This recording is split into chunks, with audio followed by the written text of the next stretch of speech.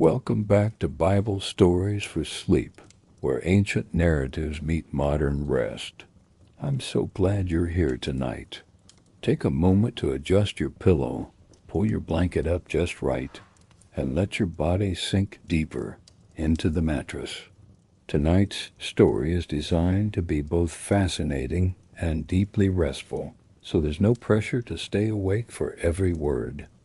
Tonight we're exploring something you've probably never really considered. We read about lepers in the Bible. We hear about Jesus healing them. But have you ever stopped to wonder what their actual lives were like? We're going back 2,000 years to understand why it truly sucked to be a leper in Jesus' time. By the end of this journey, you'll understand those healing stories in a completely different way. You're going to experience this world through all your senses.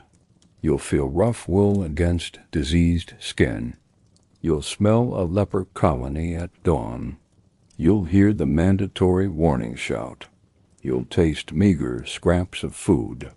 And you'll understand the crushing weight of complete social isolation. Give yourself full permission to fall asleep at any point. This story will be here tomorrow if you want to hear the rest. The purpose is to give your busy mind something interesting to focus on instead of worries, and to lull you gently into deep, restful sleep. So breathe slowly. Let your jaw relax. Release the tension in your shoulders. Here's what's coming tonight. We'll start with the first terrifying signs that something is wrong. We'll walk through the examination by the priest. We'll experience the day everything changes, when you're declared unclean and forced to leave everyone you love. We'll discover what daily life looked like in a leper colony. Then we'll explore 3 connected stories. We'll meet the 10 lepers who encountered Jesus. We'll attend Simon the leper's dinner party. And we'll spend a day in the colony's rhythm. Close your eyes now if you haven't already. Imagine the sun setting over ancient Judea. Imagine yourself standing on a hillside overlooking Jerusalem, that great city with its temple gleaming in the last light. Now imagine that you can never enter that city again. Everyone you love is inside those walls, and you're permanently outside. Let's begin this journey together. The morning starts like any other morning. You wake in your small home outside Jerusalem. Morning light filters through the window. Your wife prepares bread. Your children sleep nearby. Everything is normal except for one small thing you noticed 3 days ago. There's a patch on your left forearm. Small, oval-shaped, paler than your normal skin. At first you thought maybe a burn from your work at the forge, but the edges are too defined. And when you press it, the sensation is muted, distant, like touching someone else's arm. You've been watching this patch for 3 days. Each morning you check it before you even stand. Each morning your heart sinks because it's still there. It seems larger. You tell yourself it's nothing, but deep down you know what this might be. Everyone knows. There's a word for it that people whisper, a word that carries the weight of a death sentence. This morning you trace the edge with your fingertip. The boundary is sharp. You press harder. Normal skin feels the pressure clearly. The white patch barely registers. You notice the hairs growing from it look different, lighter, almost white. You pull your sleeve down quickly, hiding it. Days pass. 2 weeks. The patch grows from date-sized to plum-sized. A second patch appears on your shoulder. You start wearing long sleeves in the heat. You avoid the communal baths. You can't let anyone see. Not yet. Because if anyone sees and reports it, everything changes.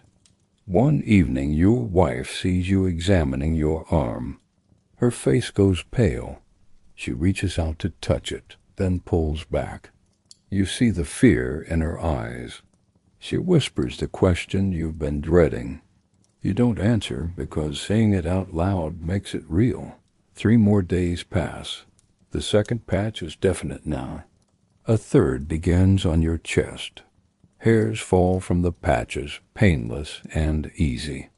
This is the sign you've dreaded most.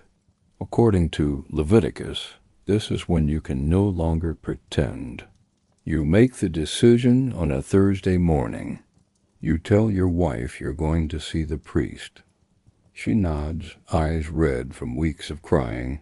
You kiss your children goodbye as if it's any normal day.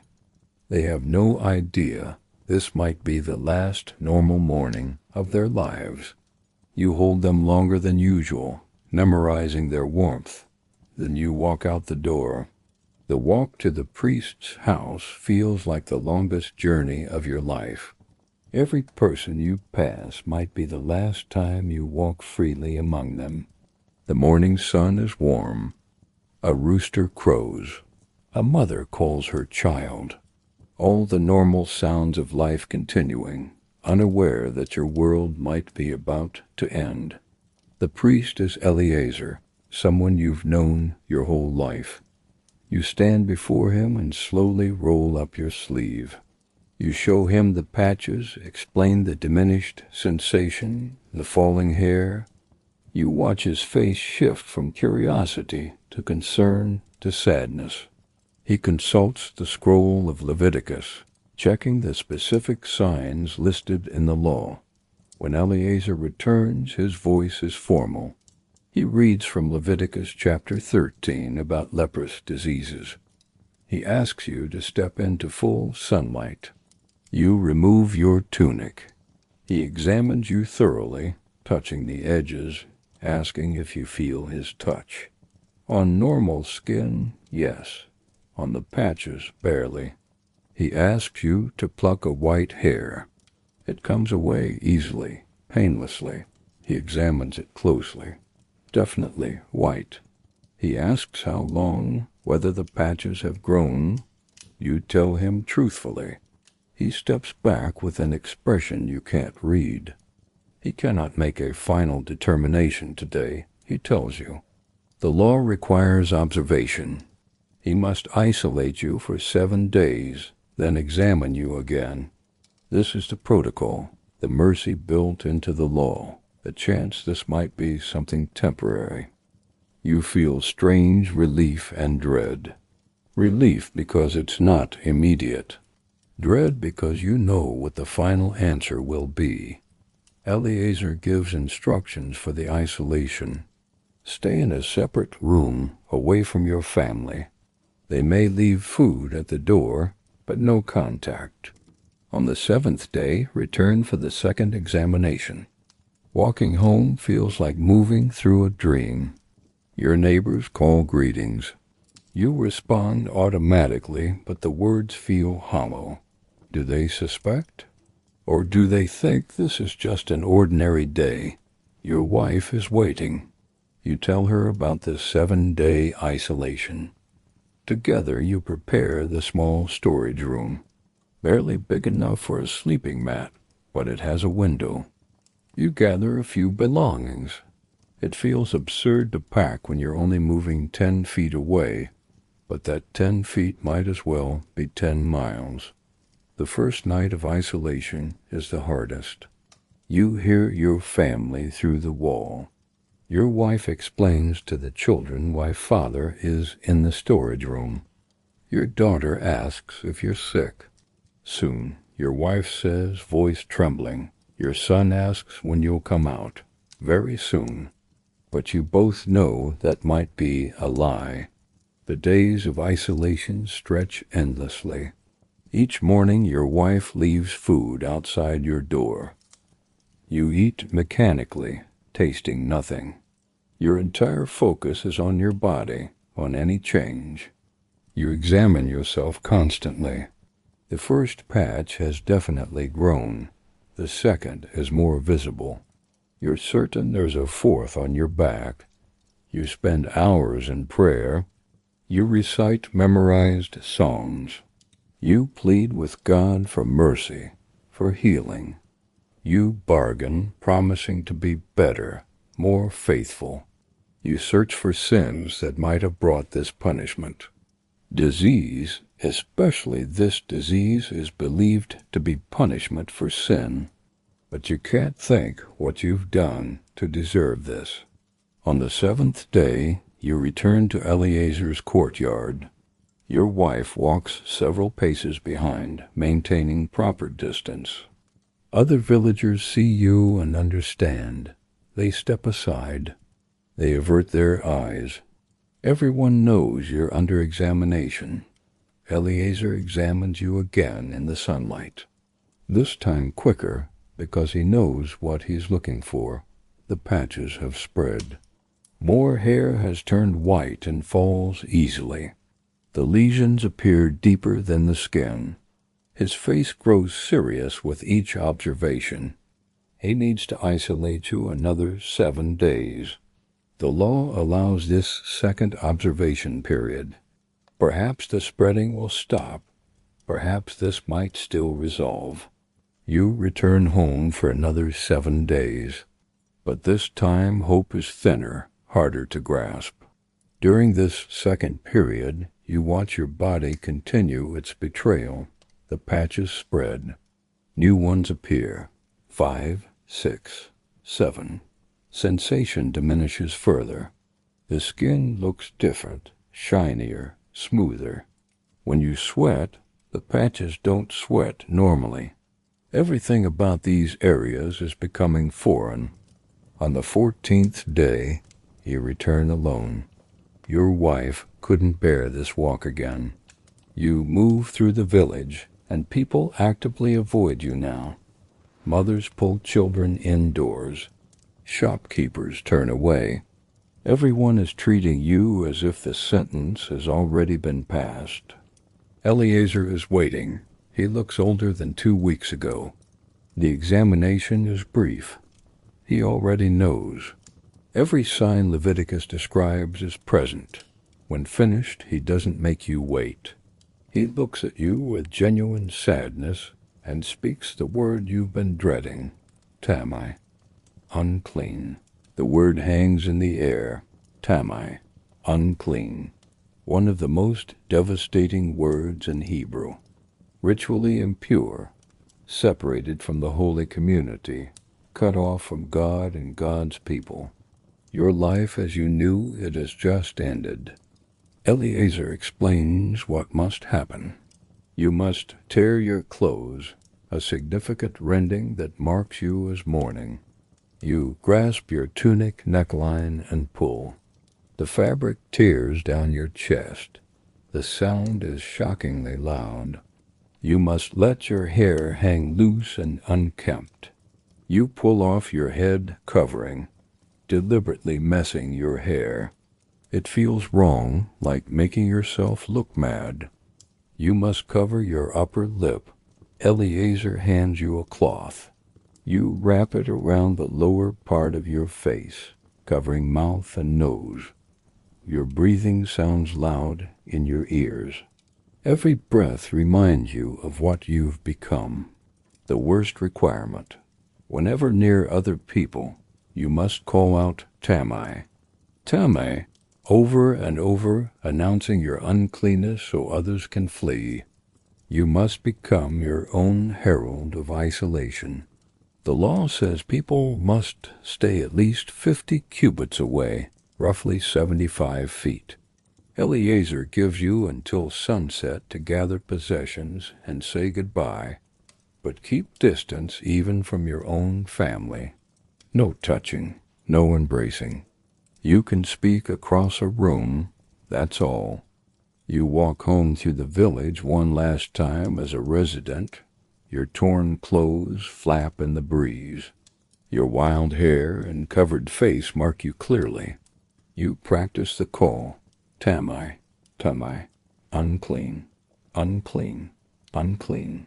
People hear and scatter. They duck into doorways, press against walls. An old woman makes a warding gesture. You're no longer a person with a name. You're simply unclean. At your house, your wife stands in the doorway. She's been waiting. Tears stream down her face. Your children are behind her. Your daughter doesn't recognize you at first with your altered appearance. When she realizes it's you, she tries to run forward, but your wife holds her back. Your son is crying, not understanding, but sensing the grief. You stand in the street, maintaining proper distance. You want desperately to hold them one last time, but to touch them would defile them.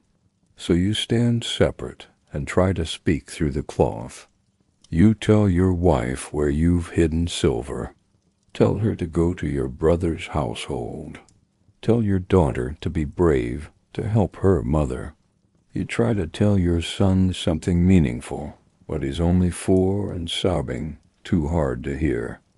Your wife asks how long. You both know the answer.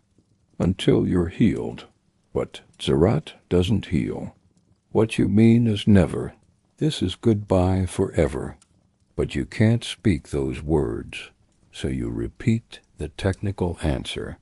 Until I'm healed. You gather what you can carry. A spare torn tunic. A cloak. Your prayer shawl. A knife. A water jug. A cooking pot. Fire-starting tools. Your wife packs bread, dried figs, olives, hard cheese. She sets it outside and retreats. You pick up the bundle, smelling her scent on the fabric. You hold it to your face briefly, then tie it to your belt. The sun moves toward the horizon. You look at your family one last time. Your wife, your bride of 8 years. Your daughter with your eyes. Your son who toddles everywhere fearlessly. You memorize their faces because you don't know if you'll see them again. Then you turn away. You have to. You walk toward the village edge. As you walk, you call out the words, Tamai, Tamai, unclean, unclean. The street empties before you. Doors close.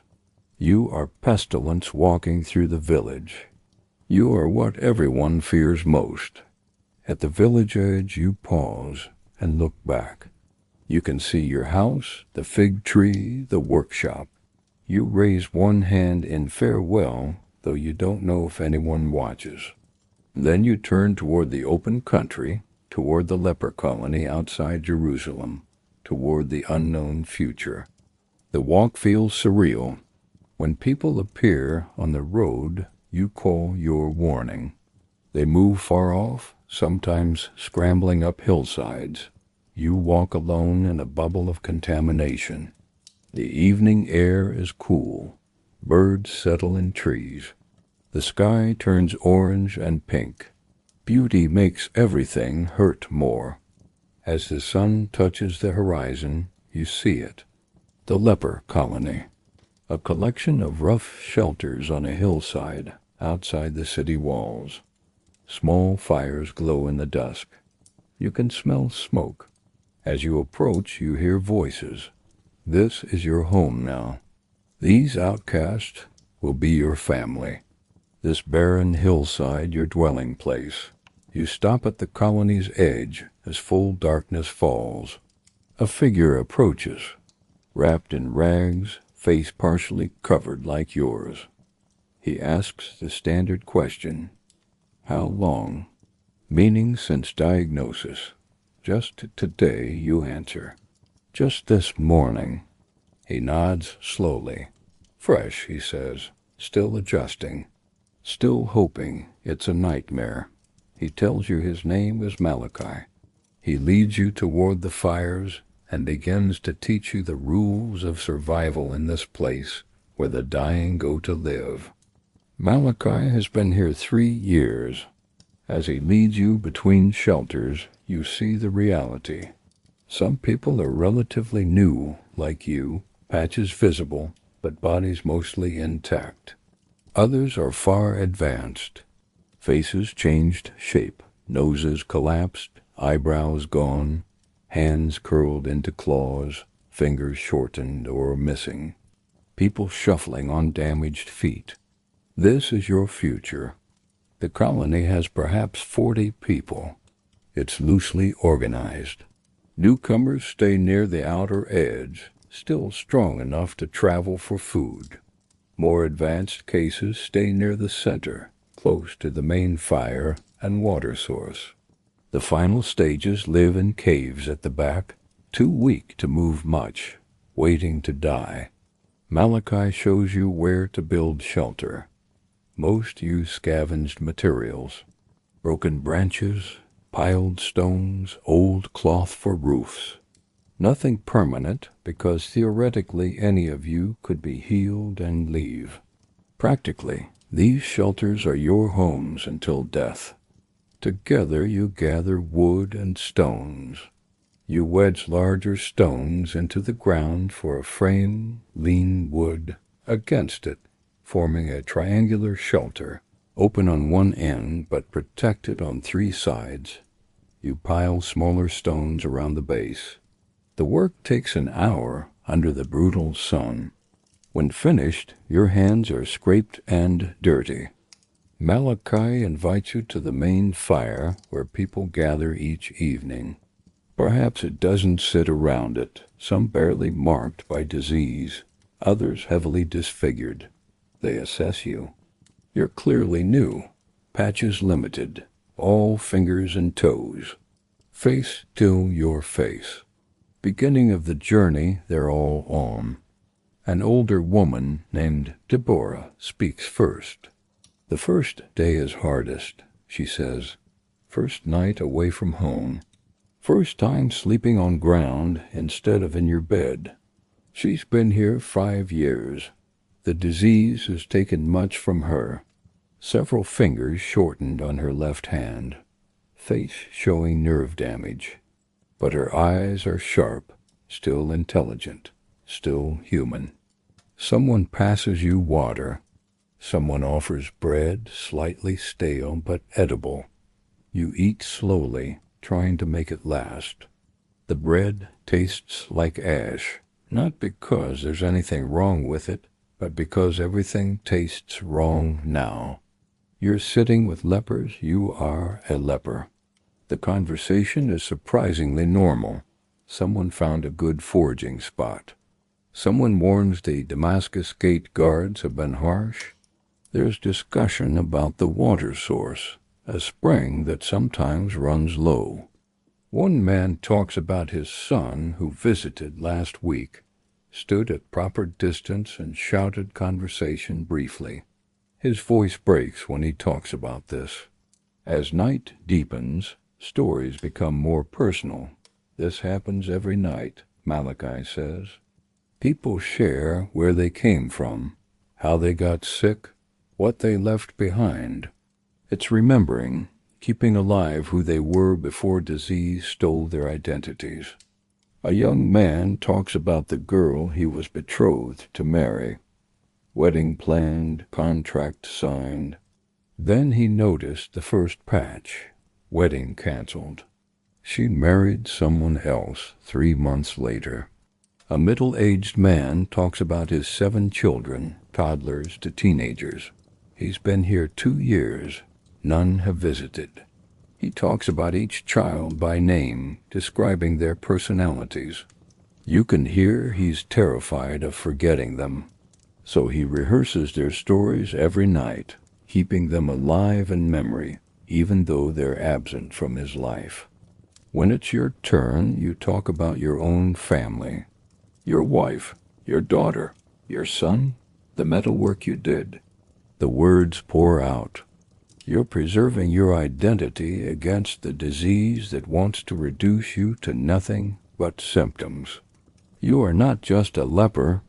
You are a husband, father, craftsman, a man with history and dreams. Deborah talks about hope.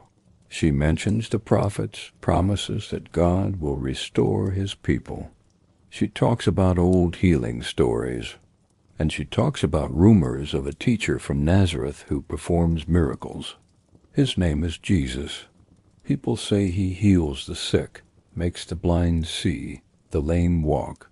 Some say he's healed lepers. Reaction is mixed. Some lean forward, hungry for hope. Others are skeptical, having heard false promises before. But Deborah insists this is different. She knows someone who saw Jesus heal a paralyzed man in Capernaum instantly. If he can do that, why not heal leprosy?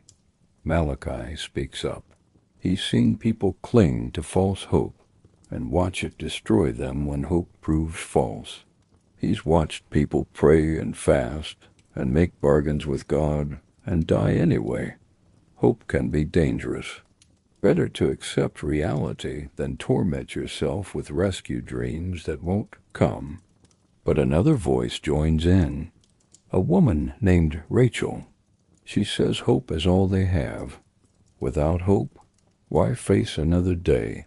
She's not talking about foolish hope, about denying reality. She's talking about hope that says maybe God hasn't forgotten them. Maybe their story isn't over. Maybe healing is possible, even if it seems impossible. The discussion continues as the fire burns lower. Eventually, people drift to their shelters. The night has grown cold. Malachi shows you how to bank coals in a broken pot, carrying them to your shelter, adding small sticks. The warmth is minimal, but it's something.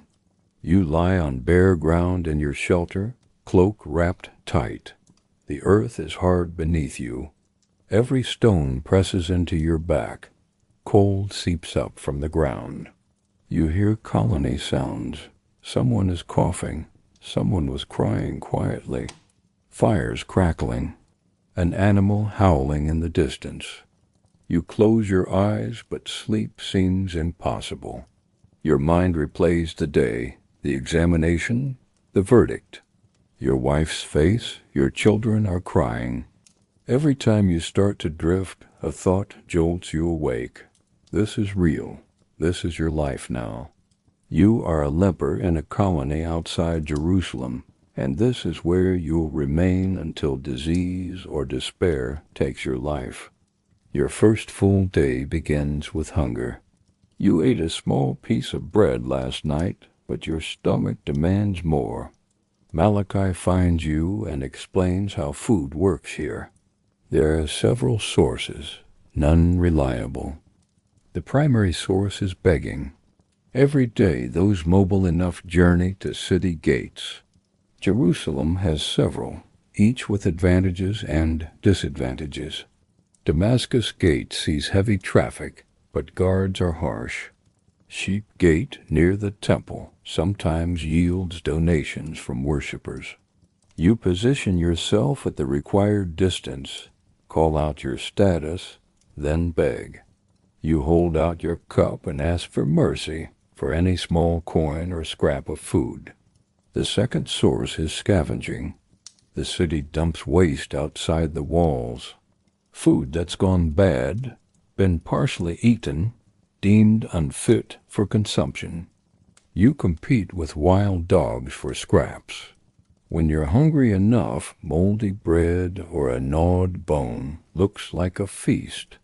But food poisoning can kill you just as surely as the disease. The third source is occasional charity.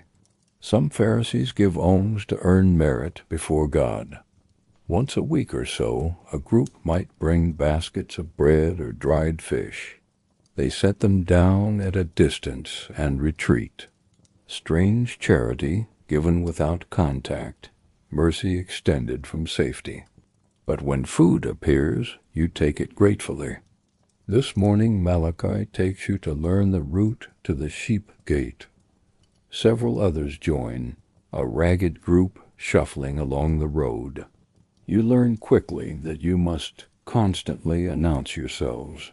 When travelers approach, everyone calls together, Tamai, Tamai, unclean, unclean, unclean. Travelers hear and move well off the road, some angry, others frightened, a few pitying.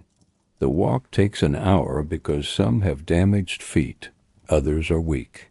You adjust pace to match. No one gets left behind. Those stronger help those weaker, because someday you'll be the weak one who needs help. Near the sheep gate, Malachi shows where to position yourself. Far enough back to obey the 50-cubit rule, but close enough that people can see and hear you. Other beggars are already there. A blind man sits near the gate itself, much closer than you're allowed. A woman with a withered arm. Children darting through crowds. This is the economy of desperation, everyone competing for scraps of mercy. You settle and begin to call out, "Unclean, unclean.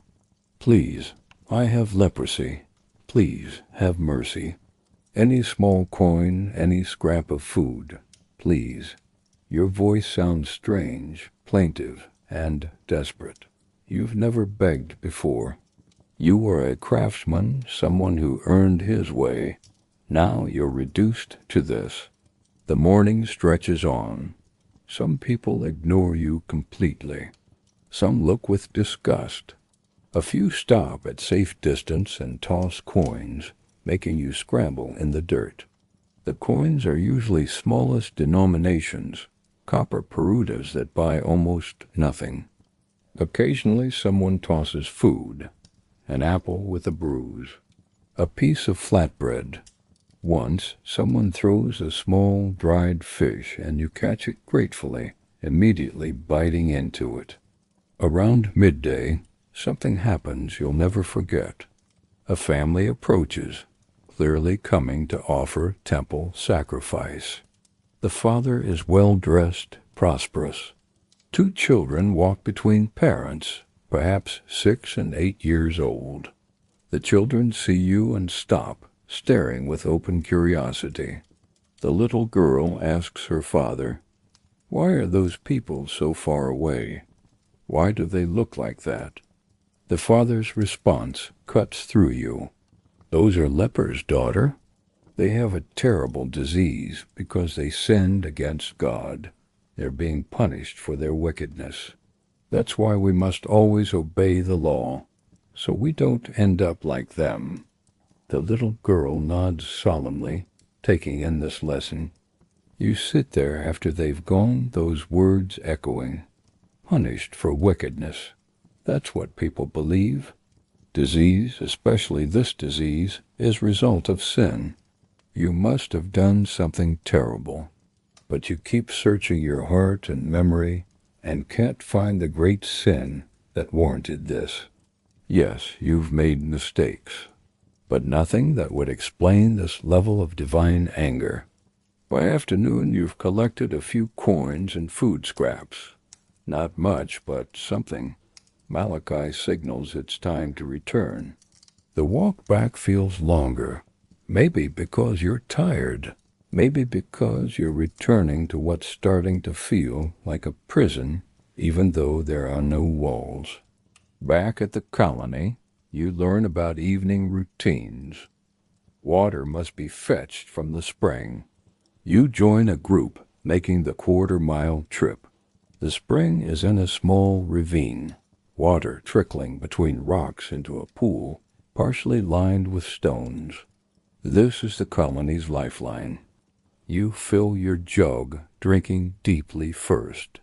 The water tastes clean and sweet, better than any wine from your former life. Strange how deprivation makes simple things precious. Some people have been foraging. A small pile of wild greens sits near the fire. Someone found a dead bird, not much meat, but something. Food in the colony is almost always communal. What anyone finds gets shared, at least among those at the main fire. Survival requires cooperation. Deborah cooks tonight. She makes a kind of stew in a large pot, combining everything collected. Wild greens, the bird, some grain, water, a few herbs.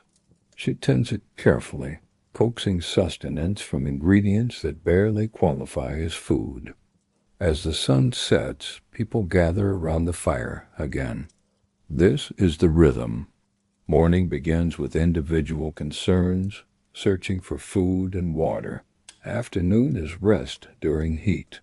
Evening is communal, gathering together, because humans need connection. When the world says you're not fit for company, these fellow outcasts become your only proof you're still a person. The stew is ladled out. You use your cup, grateful for hot food, even though it's thin. Someone has found honeycomb, a rare treasure, and breaks it into tiny portions so everyone can have a taste. The honey on your tongue is a shock of pleasure. As darkness settles, someone begins to sing, a psalm you know from childhood. The Lord is my shepherd, I shall not want. He makes me lie down in green pastures. Other voices join. You sing too, the words coming automatically. Even though I walk through the valley of the shadow of death, I will fear no evil, for you are with me. The irony isn't lost on anyone. Here in the literal valley of the shadow of death, singing about God's presence and protection. Do you believe it? You're not sure. But you sing anyway, because singing itself is defiance. The disease can take your body, society can take your place, but you can still sing. You can still worship. You can still claim that you belong to God and God belongs to you. After singing, people begin to share stories. The nightly ritual of passing on memories, keeping alive identities that disease threatens to erase. An older man talks about his wedding day decades ago, describes his bride's face, her smile. His voice cracks with emotion. That day feels impossibly distant now, like it happened to a different person. The days begin to blur into rhythm that's both numbing and exhausting. Each morning you wake, check your body for changes, feel relief and dread. Relief when nothing seems dramatically worse. Dread because the disease is always there, always progressing. The loss of sensation creeps outward from the patches. Your left hand is now mostly numb. Your right hand still has some sensation, but you feel it fading. Both feet are significantly affected. You walk carefully, watching where you place each foot, because you can't trust the feeling. A stone that would normally cause adjustment doesn't register until you see it. Malachi shows you his feet as example. 3 toes missing from his right foot. He stepped on a thorn 2 years ago and didn't feel it. The thorn broke off under skin. By the time he noticed something was wrong, infection had taken hold. The toes had to come off. Now his balance is different. His walk altered. You become obsessed with checking your body. Multiple times daily you examine hands and feet, looking for cuts, scrapes, burns you might not have felt. You're especially careful around fire. Several colony members have terrible burn scars because they put hands too close to flames and didn't feel heat until they smelled their own flesh cooking. The fingers of your left hand are starting to curl. Not dramatically yet, but you notice you can't straighten them completely. The disease attacks nerves and tendons, causing fingers to contract into claw-like position. Deborah shows you exercises to try maintaining flexibility, but she's honest that they only slow the process, don't stop it. You develop your first serious wound in the 3rd month. A cut on your foot that you didn't feel when it happened. You noticed blood in your sandal at day's end and discovered a deep gash. You have no idea what caused it. By the time you discovered it, dirt had been ground in. Within 2 days, it was infected. Red lines radiated from the cut, climbing up your ankle. The skin around it was hot and swollen. Deborah examined it and sent someone to find Marcus, a physician who occasionally visits. He examined your foot with professional detachment. You had blood poisoning, he said. Without treatment, you would likely die. He could try to stop it, but treatment would be painful with no guarantee. The treatment involved cutting away infected flesh. Marcus heated instruments in the fire until they glowed. Then, with Malachi and another man holding you down, he cut into your foot, removing infected tissue. You felt pressure and pulling, but mercifully little pain because of nerve damage. What you did feel was psychological horror, watching a blade dig into your flesh, seeing chunks of your body being cut away. The smell was worse, sickly sweet infection mixed with acrid cauterized flesh. When done, your foot was wrapped in clean linen Marcus brought. He instructed you to keep weight off it for at least a week, change bandage daily, watch for signs the infection was spreading. He left you honey to put on the wound. Honey fights infection, he explained. He also warned, this will happen again. You'll injure yourself and not notice. Each infection is a chance to die. You must be vigilant. Recovery took weeks. You couldn't travel to beg, couldn't help with daily tasks.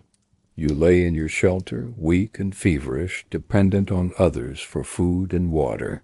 But the colony took care of you. That's the unspoken agreement. Today you need help. Tomorrow someone else will. We take care of each other because no one else will. During recovery you thought about your family. Your wife came to the designated meeting place the first few Sabbaths. You made the painful journey to the olive tree and called to each other across the distance. She shouted news of the children. They were living with your brother now, crowded but managing. But after those first visits, she stopped coming. Week after week you made the journey, and she wasn't there. You waited hours, hoping she was just late, but she never appeared. You didn't know if she couldn't come or chose not to. Maybe your brother forbade it. Maybe she found it too painful. Maybe she was starting to forget you, building a new life that didn't include a diseased husband. The not knowing was almost worse than knowing. As weeks stretched into months with no appearance, the most likely explanation became simplest. She was moving on, letting you go, accepting you were dead to her even though you still breathed. You couldn't blame her. What future did she have tied to a leper?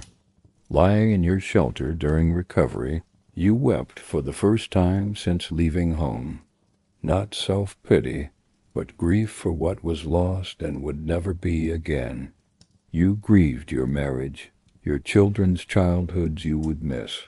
You grieved simple pleasure of holding someone you love. You grieved your own body, watching it betray you. You grieved the man you used to be, the hopes you had, the future you imagined. But you also discovered something unexpected. You didn't want to die. Despite everything, you wanted to keep living. Some stubborn part refused to give up. Maybe biological imperative. Maybe hope that somehow things could change. Maybe you weren't ready to let go of the world yet. Whatever the reason, you chose to keep fighting. Not because the day held promise, but because you were still here, still breathing, still human, despite society's insistence you were not. The hope sparked by news of Jesus' healing creates a shift in the colony. People who had been merely enduring suddenly have something to discuss. Evening gatherings become animated. Someone always knows someone who heard something about where Jesus was last seen. The information is unreliable, often contradictory, but the possibility itself changes the quality of daily existence. But alongside this hope grows awareness of something you'd been too consumed by survival to fully process. The social death that accompanies this disease. It's not just physical separation. It's that you've ceased to exist in people's minds as a person. You are no longer a man with a name, history, relationships, value. You are simply leper, a category, a thing to be avoided. The disease has erased your identity in everyone's eyes who knew you before. You think about people you grew up with, friends you played with, neighbors you greeted daily. Where are they now? Do they remember you? Or have they moved on, filled the gap left by your absence, reassigned your role? You imagine them at market, at synagogue, at festivals, living their lives as if you never existed. Your children will forget you. This realization sits like a stone in your chest. Your son was only 4 when you left. How much does a 4-year-old remember after months, after years? By the time he's a man, will he have any memory of his father at all? You'll become a vague figure, eventually just a sad story their mother tells them. The loss of religious participation cuts deeply. You were raised in a faith community, your identity bound up with rhythms of worship and festival. The Sabbath was sacred time. Festivals marked the year. You were part of something larger than yourself. Now you're outside all of it. You can't enter the synagogue. You can't go to the temple. You can't participate in festivals. You can't be counted in a minyan. You can't fulfill most commandments because they assume you're part of the community, and you're not anymore. You still pray, still observe what you can from a distance. But it's not the same. From the hillside, you can sometimes hear sounds from Jerusalem. During Passover, you hear the singing, thousands of voices joined in Hallel psalms. During tabernacles, you see the city filled with temporary shelters. During Day of Atonement, you see smoke from sacrifices rising from the Temple Mount. You're close enough to witness these observances, but forever barred from participating.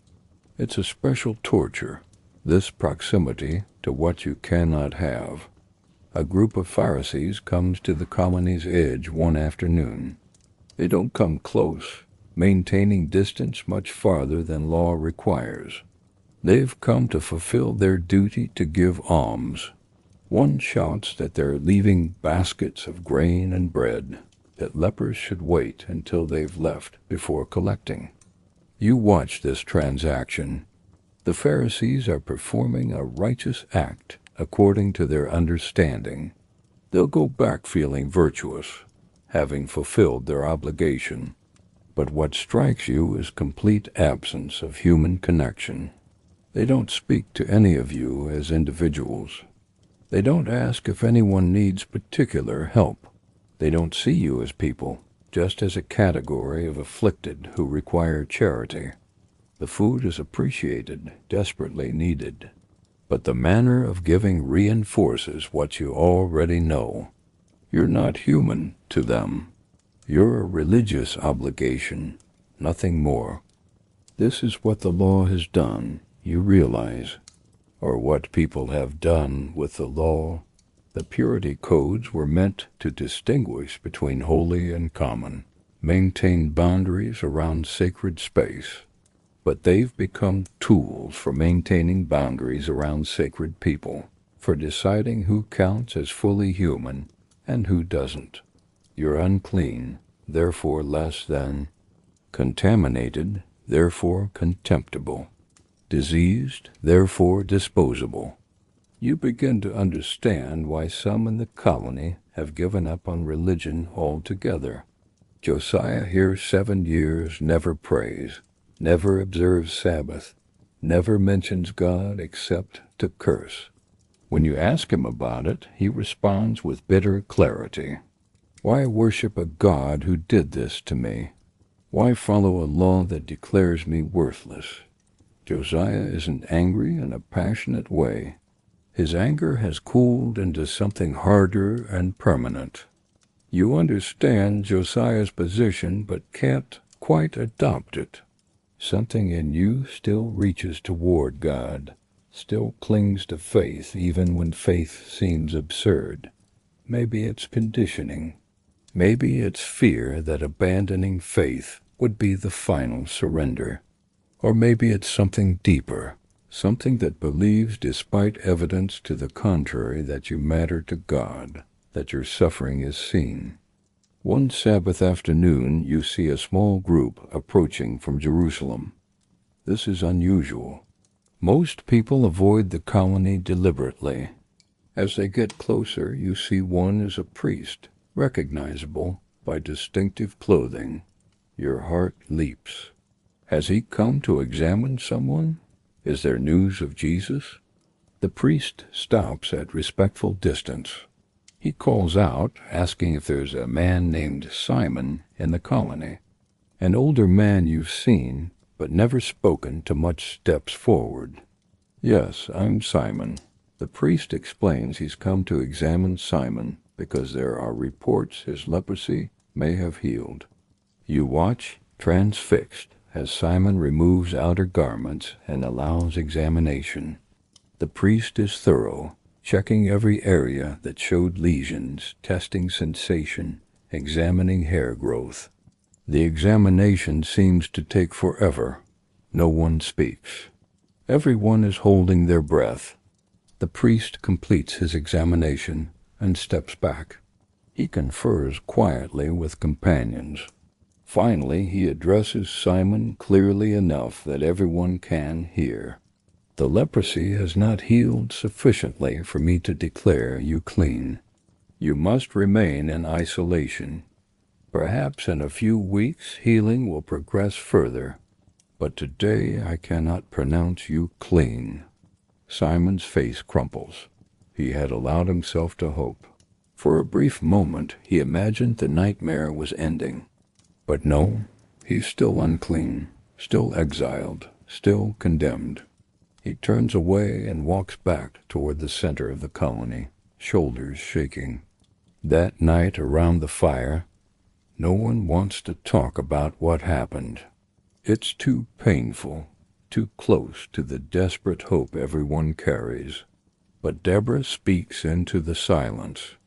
She says Simon's partial healing means healing is possible. His body is fighting the disease. Maybe it needs more time. Maybe it needs help. Maybe it needs a miracle. But it's not completely hopeless. You want to believe her. You want to hold on to that thread of hope.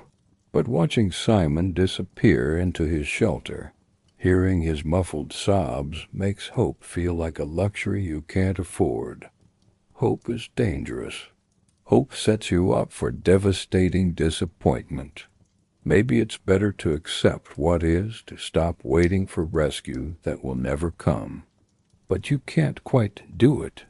Can't quite extinguish that small flame that believes tomorrow might be different. That believes Jesus might come. That believes healing is possible. It's probably foolish. It's probably going to destroy you when it proves false, but it's all you have.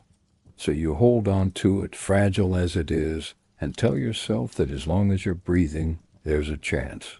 However small, however unlikely, there's still a chance. The disease itself is more complex than most people understand. Common belief is that leprosy is a single condition, divine punishment, something that strikes suddenly and progresses uniformly. But living with it, you've learned it's more varied and mysterious. No two people progress the same way. Some deteriorate rapidly, others decline slowly. The disease has its own logic, its own timeline, unpredictable. The core of what's happening, from what you've pieced together from Marcus the physician and your own observations, is that something attacks the nerves.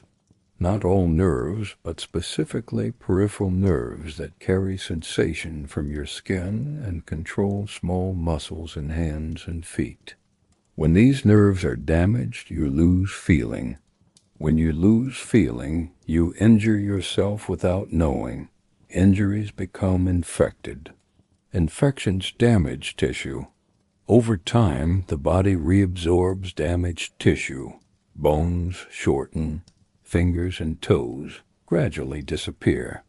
The numbness creeps outward from patches. Your left hand is now mostly numb, making it difficult to grip things or manipulate small objects. Your right hand still has some sensation, but you feel it fading. Both feet are significantly affected. You walk carefully, watching where you place each foot because you can't trust the feeling anymore. The temperature changes are strange and unsettling. In areas where nerves are damaged, you can't feel heat or cold properly. You've burned yourself twice, once putting your hand too close to fire because you couldn't feel heat building, once spilling hot water on your foot. You've also developed painful cracks in skin during cold weather because you don't notice when skin is getting dangerously dry. The muscular weakness is progressive and irreversible. Small muscles in your hands that allow fine motor control are gradually wasting. Your grip strength diminishes. Tasks once automatic now require intense concentration. Your fingers are beginning to curl into characteristic claw shape. Deborah has shown you exercises to maintain flexibility, but she's honest they only slow the process. Don't stop it. Marcus, the physician, visits every few weeks. He's unusual among medical practitioners in that he actually tries to understand the disease, rather than simply declaring it divine punishment. He studied in Alexandria, where they approach medicine more scientifically. One afternoon, Marcus examines you and explains what he sees. The pale color comes from loss of pigment. Lack of hair growth happens because disease damages hair follicles along with nerves. The shiny, smooth appearance is due to loss of skin's normal texture, as sweat and oil glands stop functioning. He tests sensation with a fine probe. The map of sensation loss is irregular but expanding. Some areas have partial sensation, dull awareness without normal sharpness. Other areas have no sensation at all. He presses hard enough that you see skin indent but feel nothing. Marcus checks muscle strength, having you squeeze his hands, push against resistance. He measures objectively what you've been noticing subjectively. Left side weaker than right. Certain movements difficult or impossible. He examines your eyes carefully. Leprosy can damage nerves that control blinking and tear production, leading to dry eyes vulnerable to injury. Many lepers go blind. After examination, Marcus speaks honestly. The disease is progressing at moderate rate.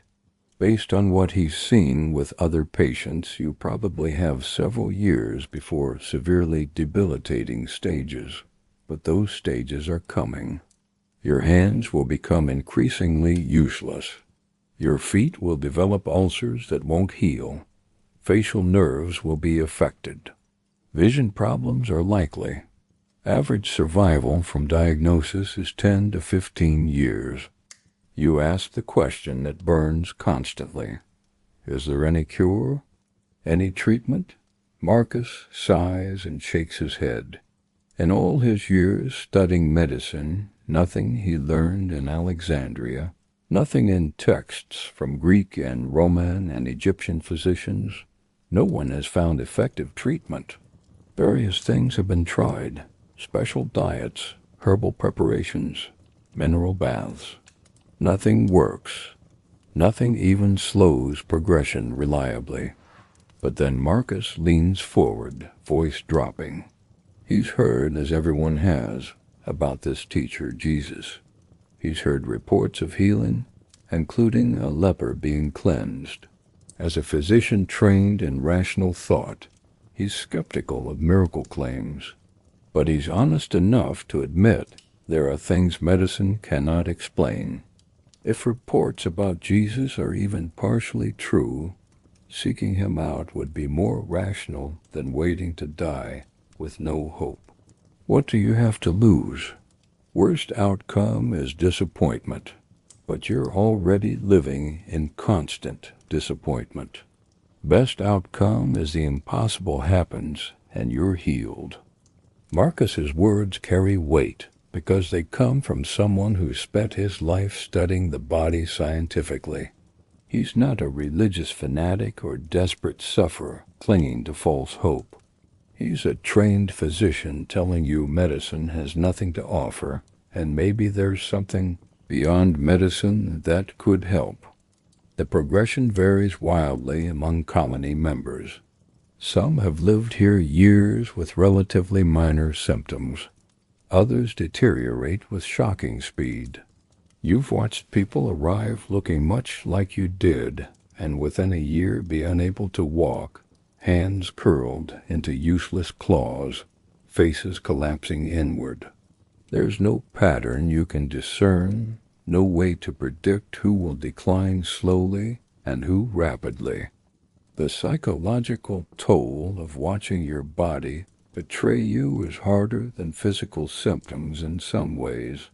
Every morning when you check yourself, you're looking for evidence of further decline, and you always find it, a new patch, an existing patch growing, sensation diminishing, a finger that won't straighten as far. The changes are often small, almost imperceptible day to day, but over weeks and months they accumulate into undeniable progression. In quiet moments, usually middle of night when sleep won't come, you think about your body as if it's a house you live in. For most of your life it was a good house, solid and reliable. You didn't think much about it because it just worked. But now the house is deteriorating. Walls crumbling, foundation shifting, systems breaking down one by one. You're still living in this house, trapped in it, watching it fall apart around you while you remain conscious inside.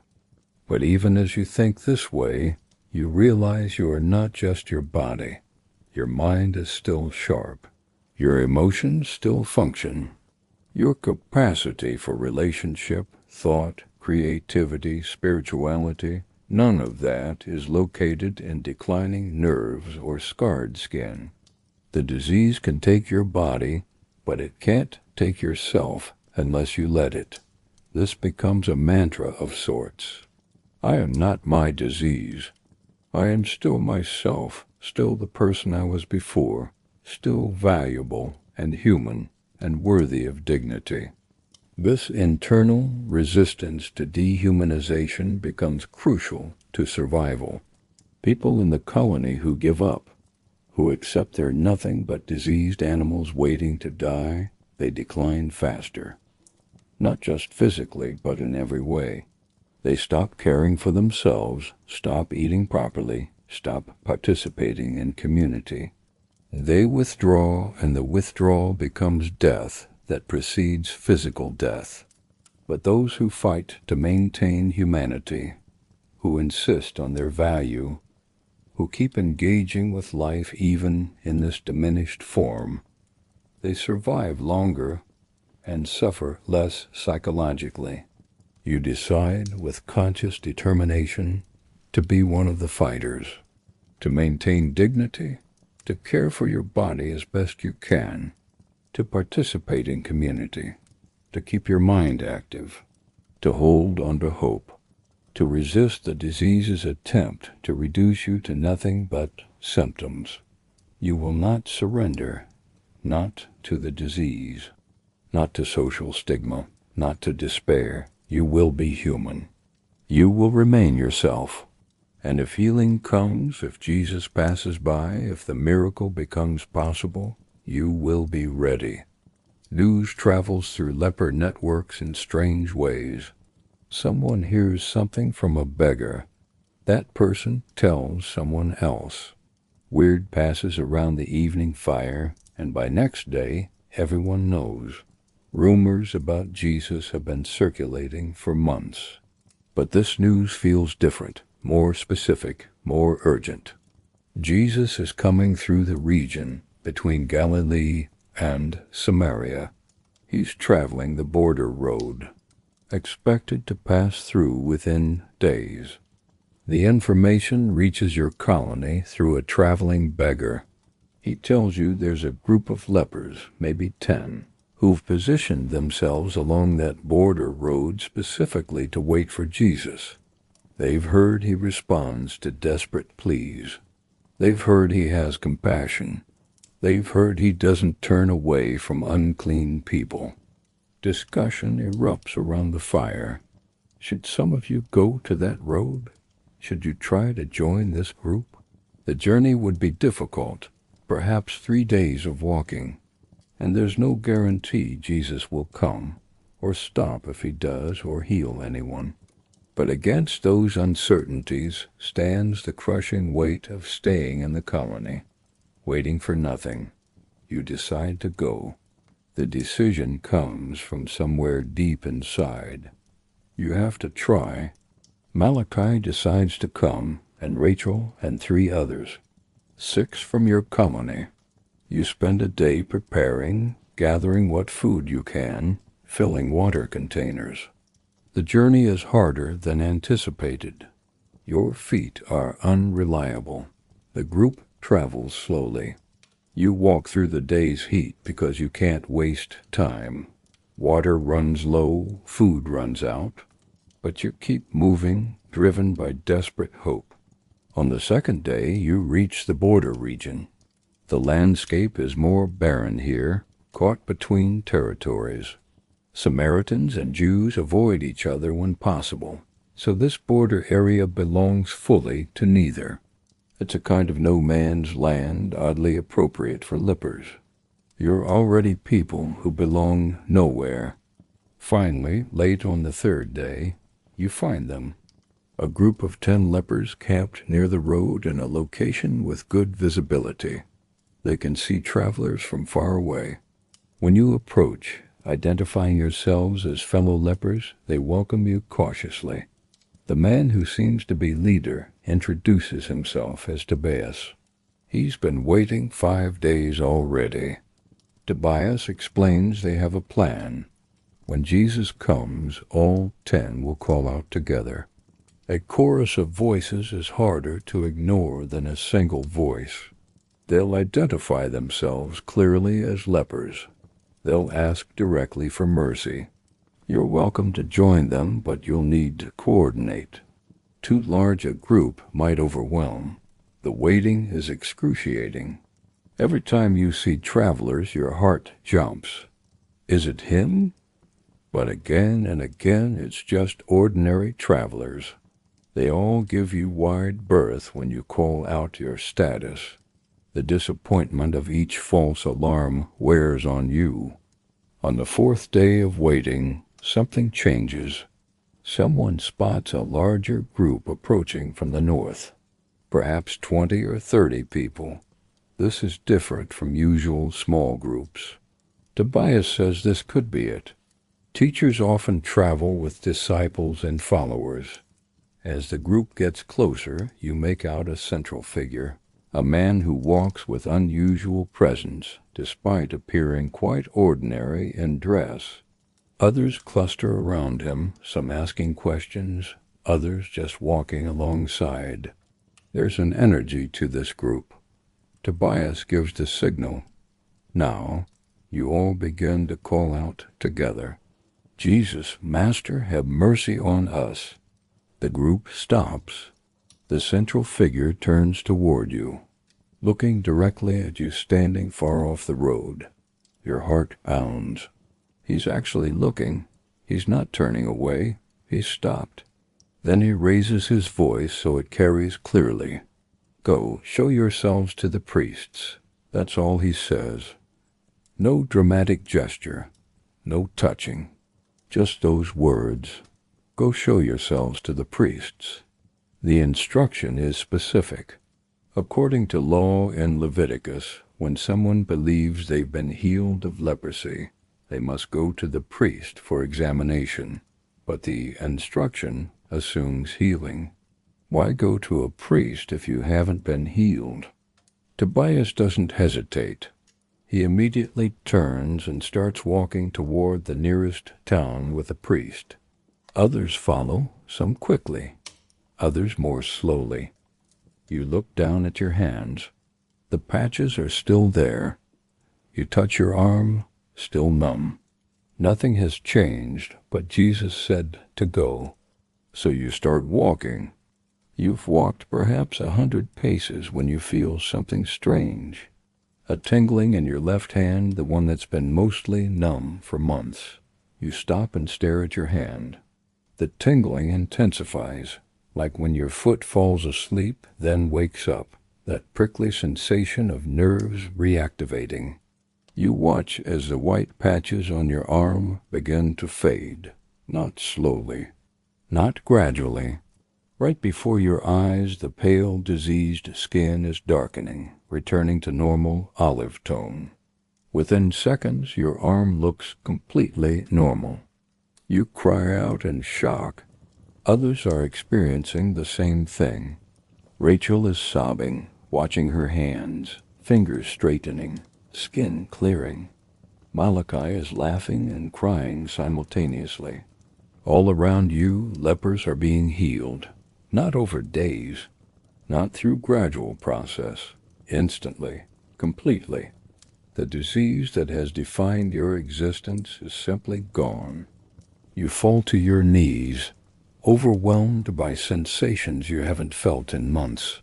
The texture of ground under your knees, warmth of sun on skin that can feel again, movement of air across your face. Everything is sharper, clearer than you remember. Your hands flex fully, the curling gone, weakness replaced by normal strength. Your feet press against earth and you feel every pebble. You're whole. You're clean. You're healed. The group stands in stunned silence, processing what just happened. Then reality begins to sink in. You're healed. You're clean. You can go home. You can rejoin society. You can hold your children. You can work again. You can worship again. You can be human again in the full sense. The joy is overwhelming. Tobias regains composure first. We need to go to priests immediately, he says. Jesus told us to show ourselves to priests. We need official confirmation we're clean. Without that, we're still outcasts in the eyes of law. We have to follow proper protocol. The group begins to move toward the town, but now with different energy. You're no longer shuffling slowly. You're walking normally, quickly, with strength and purpose. It feels strange and wonderful. Your feet respond properly. Your balance is normal. You don't have to think about each step.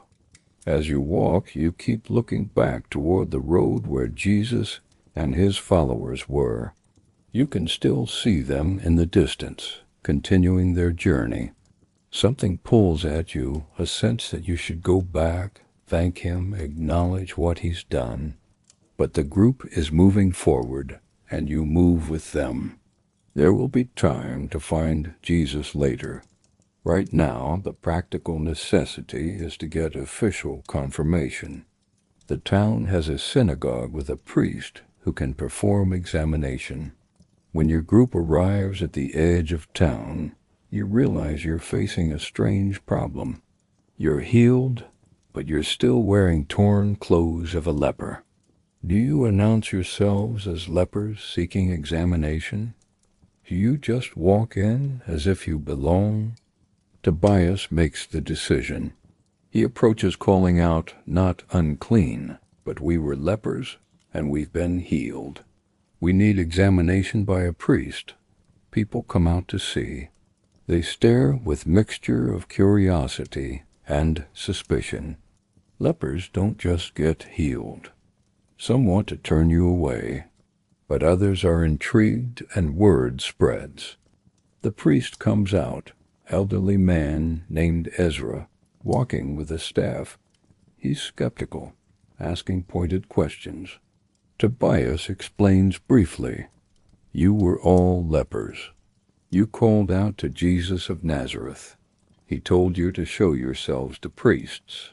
As you walked to obey, you were healed." Ezra listens, expression carefully neutral. He's heard of this Jesus, heard rumors about healings. He's not prepared to accept or reject the claims, but he's willing to perform examinations the law requires. One by one, you're examined. Ezra is thorough, following detailed protocols in Leviticus 14. He checks every inch of skin, tests sensation, examines hair growth, skin texture, color, and appearance.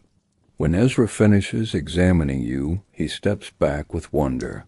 "The disease is completely gone," he says. "No trace. Your skin is normal, sensation intact. By requirements of law, I pronounce you clean." The words wash over you like benediction. Clean. You're clean. It's official. You're no longer Tamai. You're tahir, pure, acceptable, welcomed back. Tears stream down your face as you thank Ezra. The others are examined one by one, and one by one declared clean. All of you. Every single person. 16 lepers, all completely healed, all officially pronounced clean. Ezra himself seems shaken. He keeps shaking his head, muttering about never seeing anything like this. The rituals take several days. You must be washed thoroughly. You must shave off all hair, including beard and eyebrows, symbolic removal of everything associated with your unclean state. You must wait 7 days, then be examined again to confirm healing is permanent. Then you must bring offerings to temple. During those days you have time to think. You're healed. You're clean. You can go home. But what will home look like? How much has changed? Will your wife have remarried? Will your children remember you? The joy of healing is mixed with anxiety. On the evening of 3rd day, you talk with others from your original colony about Jesus, about the fact that he healed you with a word without even touching you. The faith required to start walking while still diseased, that faith was rewarded. But you realize with discomfort that you haven't thanked him. None of you has gone back to find Jesus and express gratitude. Rachel brings it up first. She's been feeling troubled. Jesus healed you, gave you back your lives, restored everything you'd lost, and you just kept walking toward priests without even turning back. The urgency of getting official confirmation seemed paramount then, but now it seems wrong, ungrateful. You make a decision.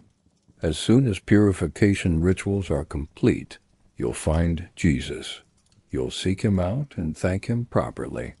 Better late than never. The others agree. Yes, you'll go together. But the week passes, and by the time you're finally, officially, completely restored to society, your resolve has weakened. You're eager to go home, to see if your family is still there. The search for Jesus could take days or weeks. You tell yourself you'll thank him later, after you've settled back into life. But first you need to go home. You make the journey back to your village, heart pounding. You arrive in evening. The village looks exactly as you remember. You make your way to your brother's house, where you hope your family is still living. Your brother opens the door and stares in shock. Then he calls back into house, voice shaking. He tells your wife to come. You hear her footsteps. She appears in the doorway. When she sees you, she gasps. You try to speak, but words catch. Finally you manage. I'm healed. I'm clean. The priest examined me. I'm coming home. She doesn't move at first, afraid this isn't real. So you hold out your hands. The patches are gone. The skin is normal. Slowly, cautiously, she steps forward. She reaches out and touches your hand. First human touch you've received in months. Her fingers on your skin feel like electricity. Then she's crying, and you're crying, and she's in your arms. Your children appear. Your daughter recognizes you immediately and runs forward. Your son is more cautious, not quite sure, but you kneel and speak gently, and gradually he warms, lets you hold him, remembers through deep childhood instinct that this is father, this is safe, this is home. The reunion is everything you dreamed about, but also more complicated. Your wife is overjoyed, but also wounded. She thought you were dead. She grieved you. She let you go. She was beginning to build life without you. Now you're back and she has to adjust again. Your children are confused. Your daughter remembers, but she's been through months of pain and adjustment. Your son doesn't really remember you, and you're essentially a stranger. You'll have to build that relationship from almost nothing. The community's reaction is mixed. Some are genuinely happy. Others are suspicious or uncomfortable. They remember you as a leper. They remember avoiding you, treating you as contaminated. Now they're supposed to pretend none of that happened? The memory of your unclean state hangs in the air. Your workshop is still there, but taken over by another metal worker who assumed you'd never return. There's tense negotiation. Eventually, community elders rule in your favor. But the other craftsman is resentful. The work itself is harder than expected. Your hands are healed, but months of not using them have left you rusty. Your first attempts are clumsy. You have to rebuild your skills. It's frustrating. You thought getting healed meant everything would go back to normal, but normal is something you have to reconstruct piece by piece. One evening about 2 weeks after your return, you're sitting with your family after an evening meal. Your daughter asks about the other lepers, about what happened. You tell her about healing, how Jesus commanded you to go to priests, and you were healed along the way. Then she asks a question that cuts to your heart. Did you thank him? Did you tell Jesus thank you? The question hangs in the air. Your wife looks at you. Your son, not fully understanding but sensing importance, also looks at you. You have to admit the truth. No, you didn't go back.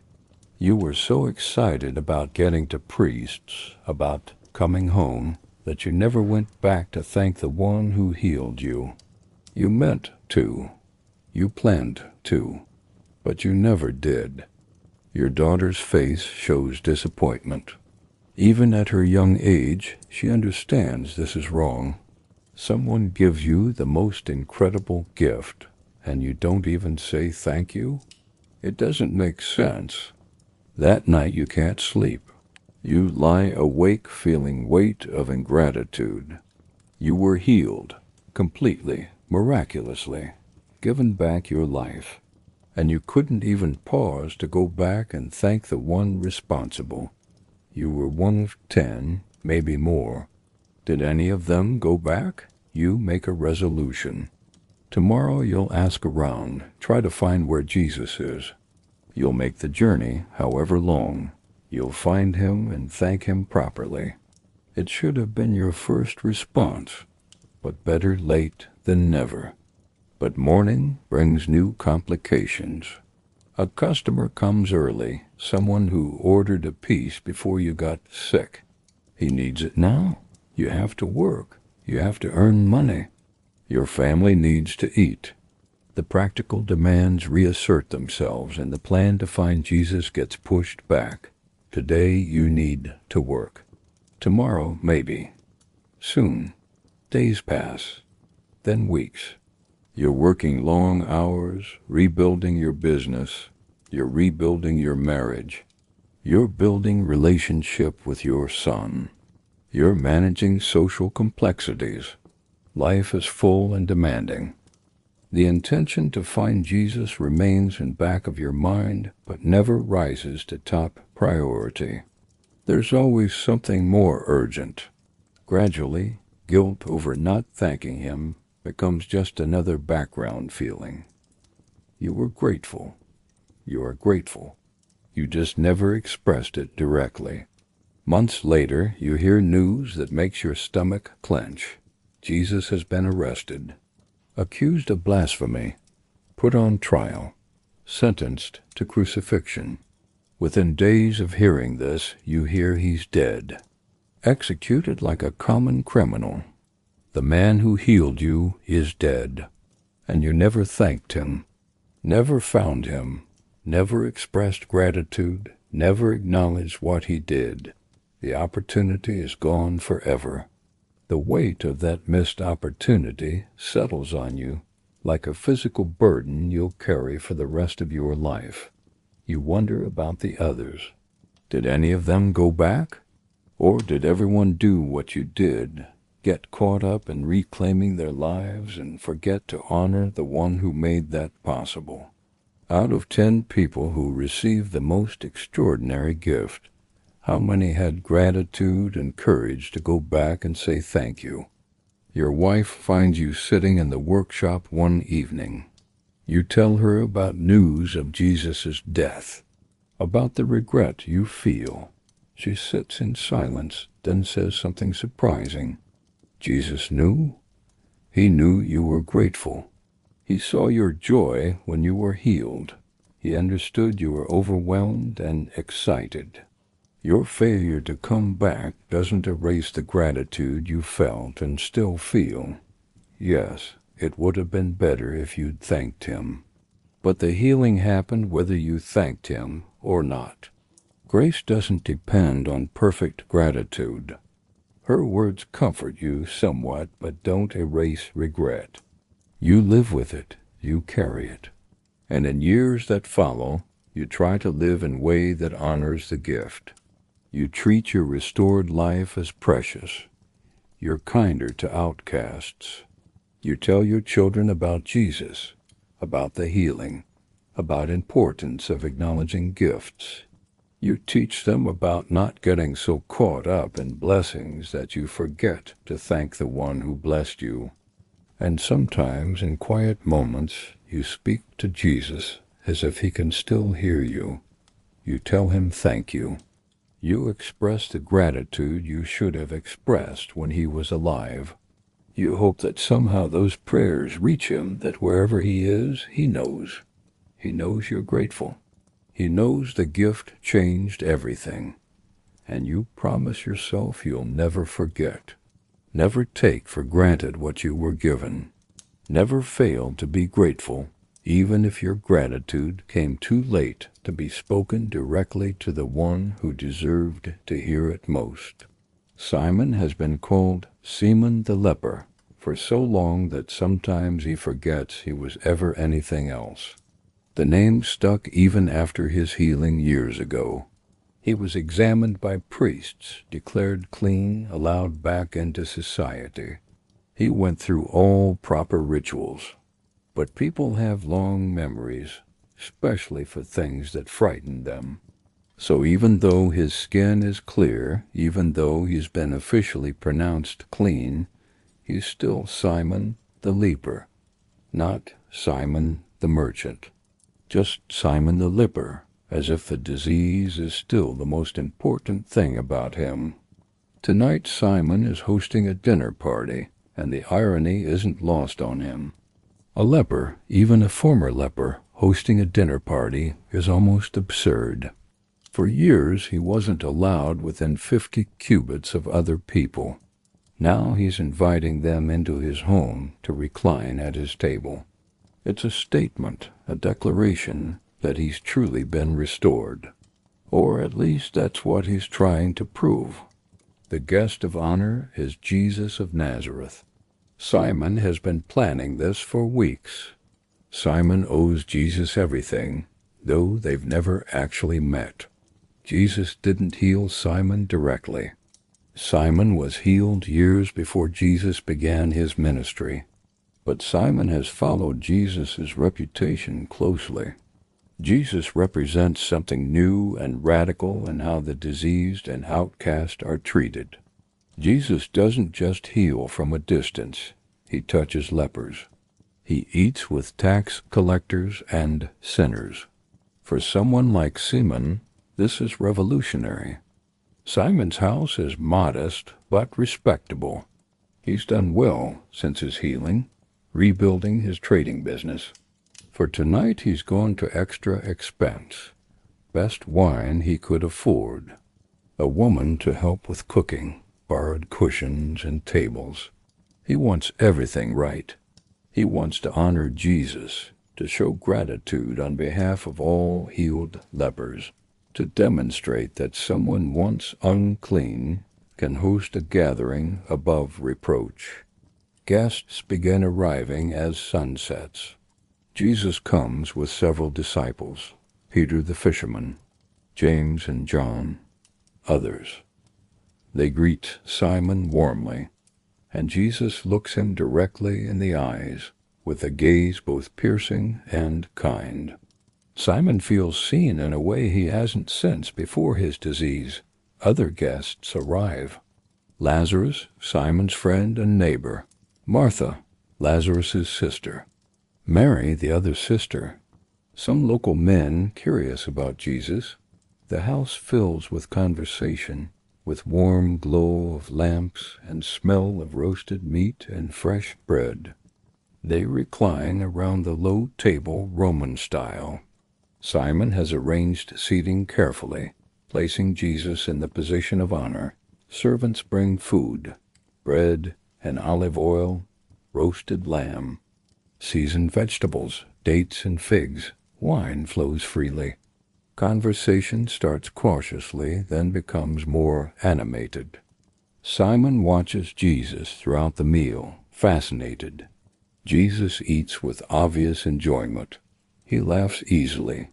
He engages warmly with everyone. There's nothing pretentious about him, no affected asceticism. He's simply present, fully engaged, treating this dinner in Simon's modest home as if it's exactly where he wants to be. The conversation turns to teaching. Someone asks about the kingdom of God. Jesus responds with a story, a parable about a merchant searching for fine pearls. The kingdom is like that, he says. When you find it, you sell everything else to obtain it, because it's worth more than anything else. Simon thinks about his own life in light of this parable. What did he lose when he contracted leprosy? Everything. But what did he gain when healed? Also everything. A second chance. A restored life. Deeper understanding of what matters. If the kingdom is worth trading everything for, Simon knows what it's like to lose everything and have it restored. Peter asks Jesus about healing, about the lepers Jesus has cleansed. Jesus' answer is nuanced. He talks about compassion, about seeing suffering and being moved to relieve it. He talks about faith as trust and openness to God's work. He talks about God's desire for wholeness, for restoration, for broken things to be made right. The meal progresses through several courses. The atmosphere is warm and convivial, but Simon is aware of an undercurrent of tension. Some guests are not entirely comfortable. He sees it in how a few keep their distance even while at the same table. He notices how some avoid touching anything he's touched. The old fear is still there. Jesus seems to notice too. At one point he reaches across and tears bread directly from the loaf Simon has just touched. It's a deliberate gesture, a statement that he has no fear of contamination. Some guests shift uncomfortably. Jesus either doesn't notice or doesn't care. The evening is going well. Jesus is here, honoring his home. The conversation is rich. The food is good.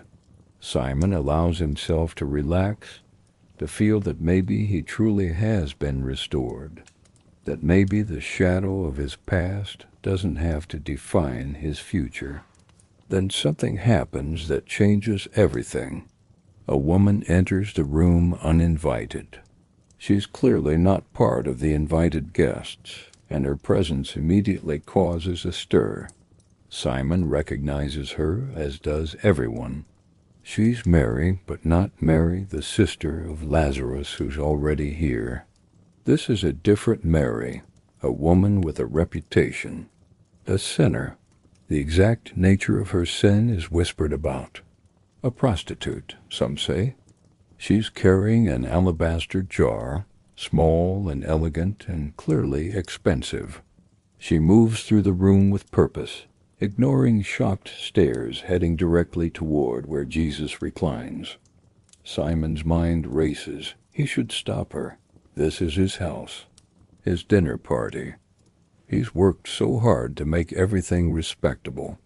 An uninvited woman, especially one with her reputation, disrupts all of that. The woman reaches Jesus and does something shocking. She kneels behind where he's reclining and begins to weep. Deep, wrenching sobs. Her tears fall on Jesus' feet, which are extended behind him. She uses her own hair to wipe his feet, an incredibly intimate gesture, almost scandalous. Then she breaks open the alabaster jar and begins to pour its contents on his feet. The smell fills the room immediately. Expensive perfume, nard, the kind that cost a year's wages or more.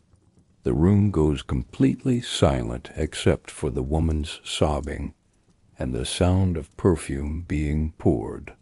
Everyone is staring. Simon feels his carefully constructed evening falling apart. This is not respectable. This is not proper. This woman has no right to be here. She's touching a man who isn't her husband, using her unbound hair in public. Simon looks at Jesus, expecting him to pull away, to rebuke her, to restore order. But Jesus doesn't pull away. He sits completely still, allowing this woman to wash his feet with her tears and hair, allowing her to anoint him with perfume worth a year's wages. His face shows no disgust, no discomfort.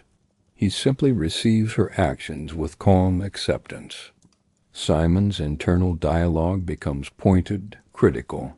If this man were really a prophet, he thinks, he would know what kind of woman is touching him. He would know her reputation, her history, her sin.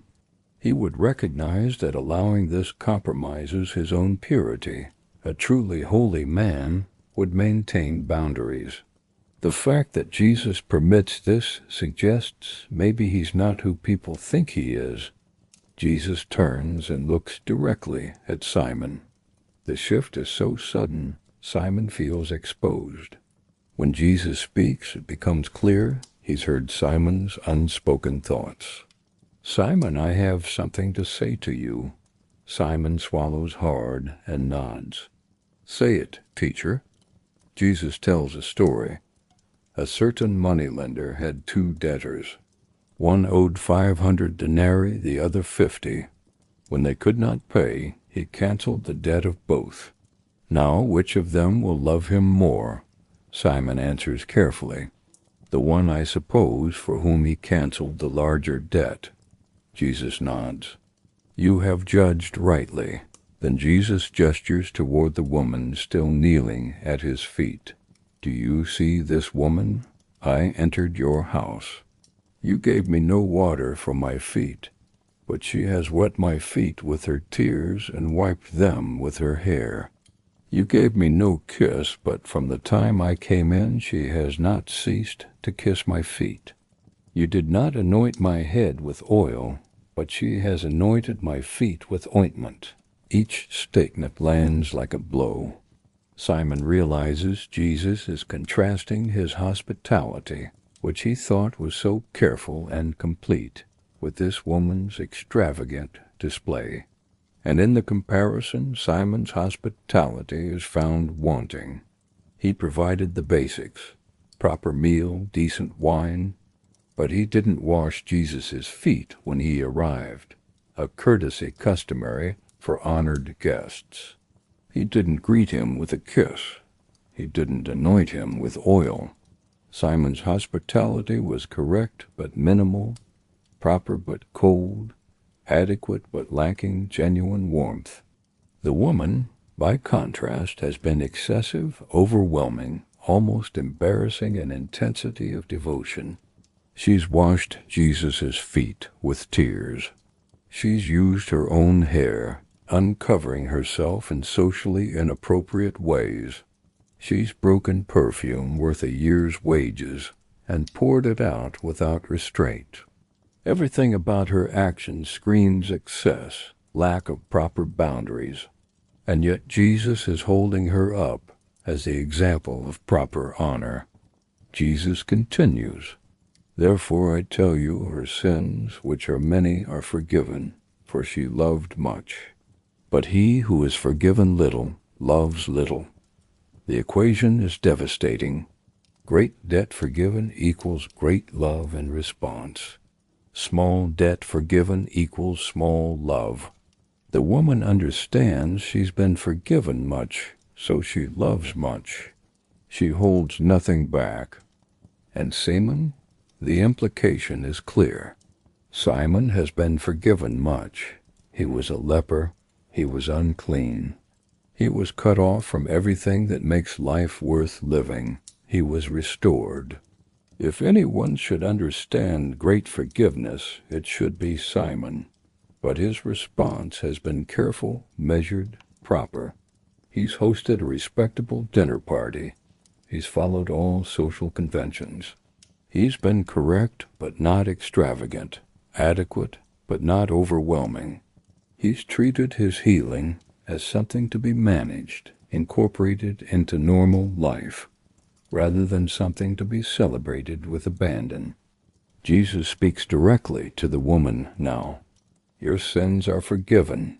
The other guests gasp. Who can forgive sins but God alone? But the woman doesn't seem concerned with theological implications. She just looks at Jesus with overwhelming gratitude and relief. Jesus continues, "Your faith has saved you. Go in peace." She rises, still crying, and leaves as abruptly as she arrived, leaving behind only the lingering scent of expensive perfume. The dinner party doesn't really recover. Some guests are offended by Jesus' claim to forgive sins. Others are uncomfortable with the whole scene. A few seem thoughtful. Simon himself is reeling, caught between defensiveness and conviction. Part of him wants to argue, to justify his approach.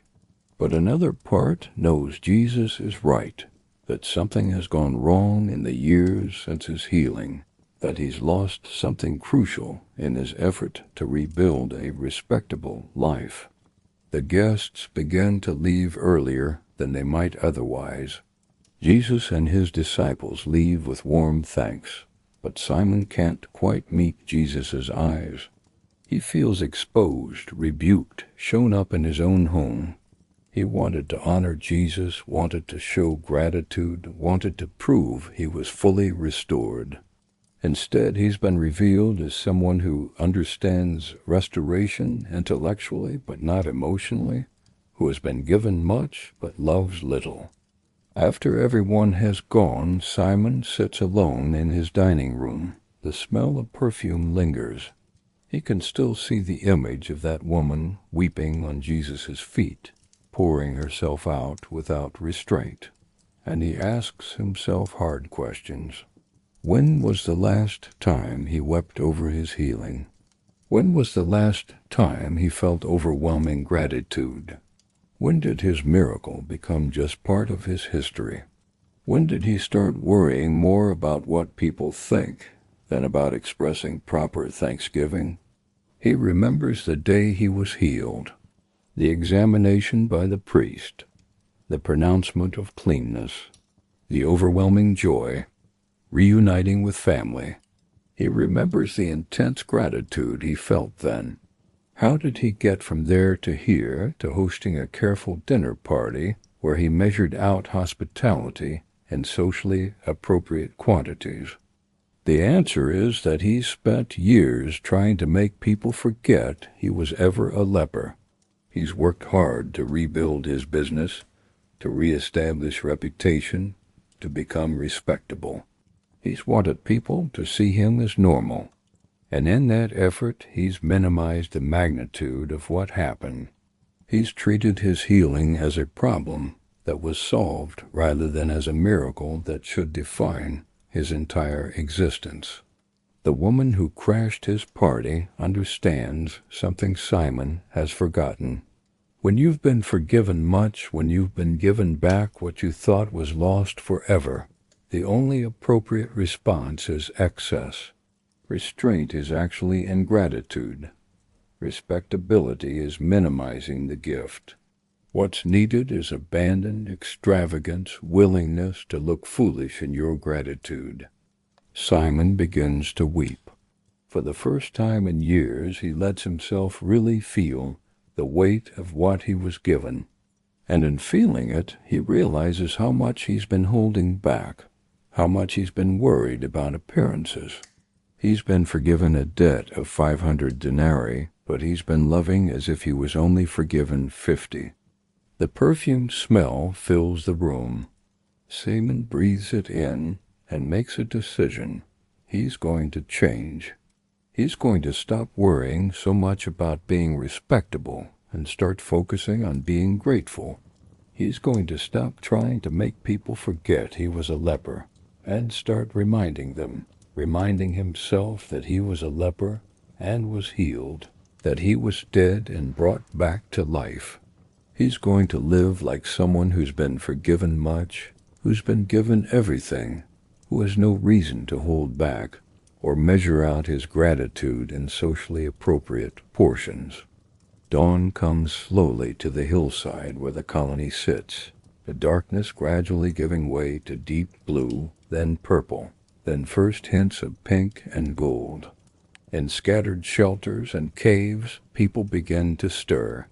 Not all at once, but gradually, as bodies accustomed to discomfort shift and wake. Miriam wakes first, as she usually does. She's been blind for 2 years, her eyes destroyed by the disease. In the darkness of her blindness, she can't see dawn arriving, but she feels it. Perhaps the change in temperature, as sun begins its climb.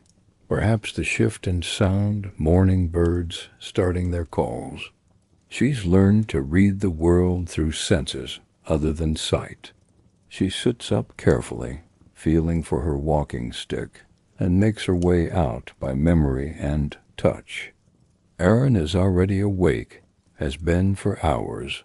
His leg ulcer throbs constantly, making sleep difficult. He sits examining the wound in the growing light.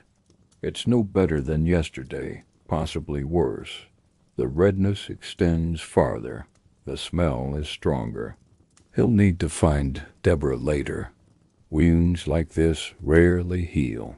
They fester and spread and eventually kill you. But you tend them anyway because the alternative is giving up. Josiah emerges from his cave near the back. He's been here 7 years, and the disease has taken much. His face heavily scarred, nose mostly gone, fingers shortened to stubs. But his mind is sharp and his will to survive unbroken. He makes his way toward the central fire pit, moving slowly and carefully. The fire pit from last night is burned down to ashes with a few glowing coals. Josiah knows the routine. He adds small sticks and dried grass, blowing gently to coax flame from ember. The fire catches, growing stronger. He adds larger pieces gradually. This fire is the heart of the colony, the center around which daily life revolves. Deborah joins him as the fire grows. She's brought her water skin, nearly empty from yesterday. She greets Josiah with a quiet "good morning," and he grunts in response. They've known each other for years, have developed the comfortable silence of people who've survived together. Deborah sets a small pot of water near the fire to heat. She has some grain left, enough for thin porridge to share. Malachi appears next, then Rachel, then others emerging from shelters as sun clears the horizon. People drift toward the fire pit naturally. It's where the day begins, where you check in with others, where you assess who's doing better or worse than yesterday. Thomas has a fever. Sarah's cough sounds worse. Eliezer cut his foot yesterday and didn't realize it until evening. The assessment is practical, not morbid. These are facts that need to be known, so resources and attention can be directed appropriately. Thomas will need shade today. Sarah needs to rest, not make the journey to beg. Eliezer's foot needs immediate attention from Deborah. When Deborah's porridge is ready, she portions it out. Maybe half a cup per person, but it's warm and takes the edge off morning hunger. People eat slowly, making it last. Some have dried fruit or bread scraps saved, which they share or eat privately, depending on personality and need.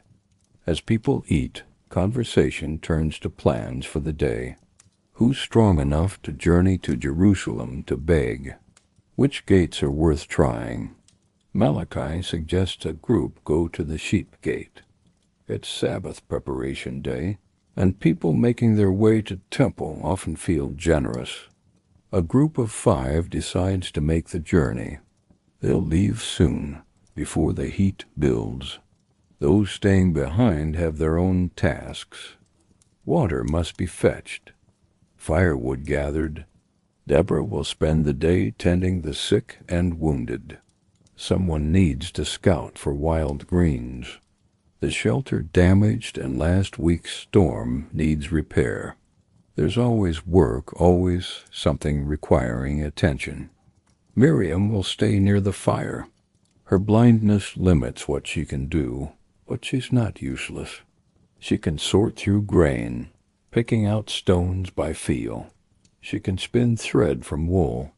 She can tell stories to children born in the colony. She can sing, her voice still strong, providing comfort when people need it most.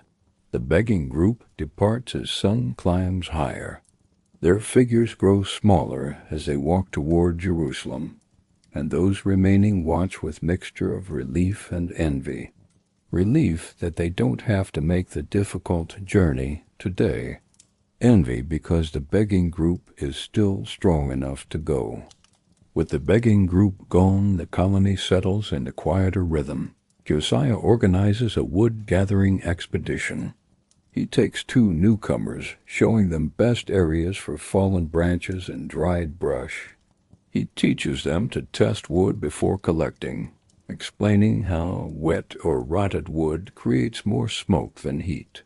It's practical knowledge that makes survival slightly less difficult. Deborah makes her rounds, starting with Aaron and his infected leg. She unwraps the dirty bandage. The smell hits immediately, that sickly sweet odor of infection everyone knows too well. The wound is worse than yesterday. The redness has spread, red lines radiating up toward his knee. The flesh around the ulcer is swollen and hot. Inside she's worried. This infection is spreading fast. She does what she can. She has a small amount of honey left. She packs it into and around the ulcer, working gently while Aaron grits his teeth. Then she wraps it with relatively clean cloth. She tells Aaron to stay off the leg, keep it elevated, drink plenty of water. She'll check it this evening. What she doesn't tell him is that she thinks this infection might kill him. Next, she checks Thomas with his fever. He's worse than this morning, his skin burning hot, breathing rapid and shallow. His wife sits beside him, looking frightened. She asks Deborah if he'll be all right. Deborah wants to give false comfort, but she's learned that false hope is cruel, so she tells the truth gently. He's very sick. They'll do what they can. But ultimately, his body has to fight this, and his body is already weakened. All they can do is wait and hope. By midday, the sun is fierce. Those who can retreat to whatever shade exists. Miriam sits in the shade of a scraggly tree, singing softly old songs from childhood. A few children drift near, drawn by her voice. These are the tragic ones, children born in the colony or brought here young. They'll never know normal life, but they're still children, still capable of play and laughter. Miriam tells them a story, one of the old ones about Moses leading the people out of Egypt. The children have heard it before, but they listen anyway. When she describes the parting of the Red Sea, she makes sound effects. The children giggle. When she describes Pharaoh's army drowning, she makes her voice deep and dramatic. More giggles. For a few minutes, they're just children listening to a story. The wood-gatherers return in early afternoon, arms loaded. They stack it near the fire pit. Josiah teaches the newcomers how to arrange it properly. He's patient in his teaching, remembering when he was new. The newcomers are grateful for his attention, for being treated as people worth teaching. The afternoon heat makes activity difficult. Most people rest, waiting for cooler evening. Some sleep. Others sit quietly, lost in their own thoughts. The colony falls into drowsy silence, punctuated by Aaron's moans or Thomas's labored breathing. Around mid-afternoon, a lone figure appears on the path. Not one of the begging group, too early. Someone else. The colony watches warily. Strangers can mean trouble. As the figure approaches, he calls out, identifying himself. He's a physician named Marcus who visits occasionally. The colony relaxes.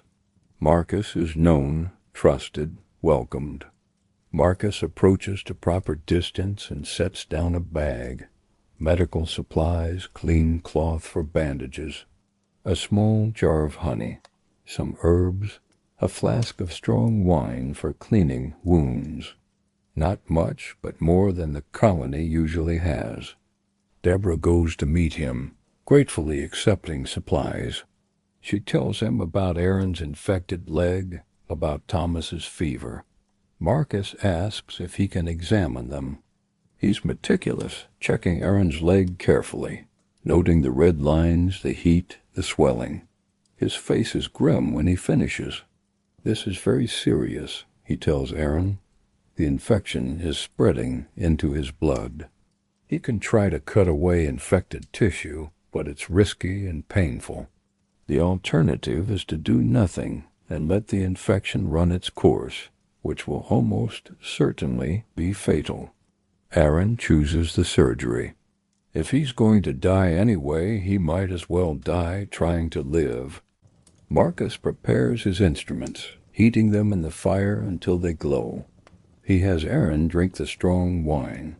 Then, with two men holding Aaron down, Marcus begins to cut. Aaron screams. Marcus works quickly, removing infected flesh, cauterizing bleeding vessels, packing the wound with honey. It's brutal, but it's the best medicine available. When done, Aaron lies pale and shaking. Now it's a matter of whether his body can fight off the remaining infection.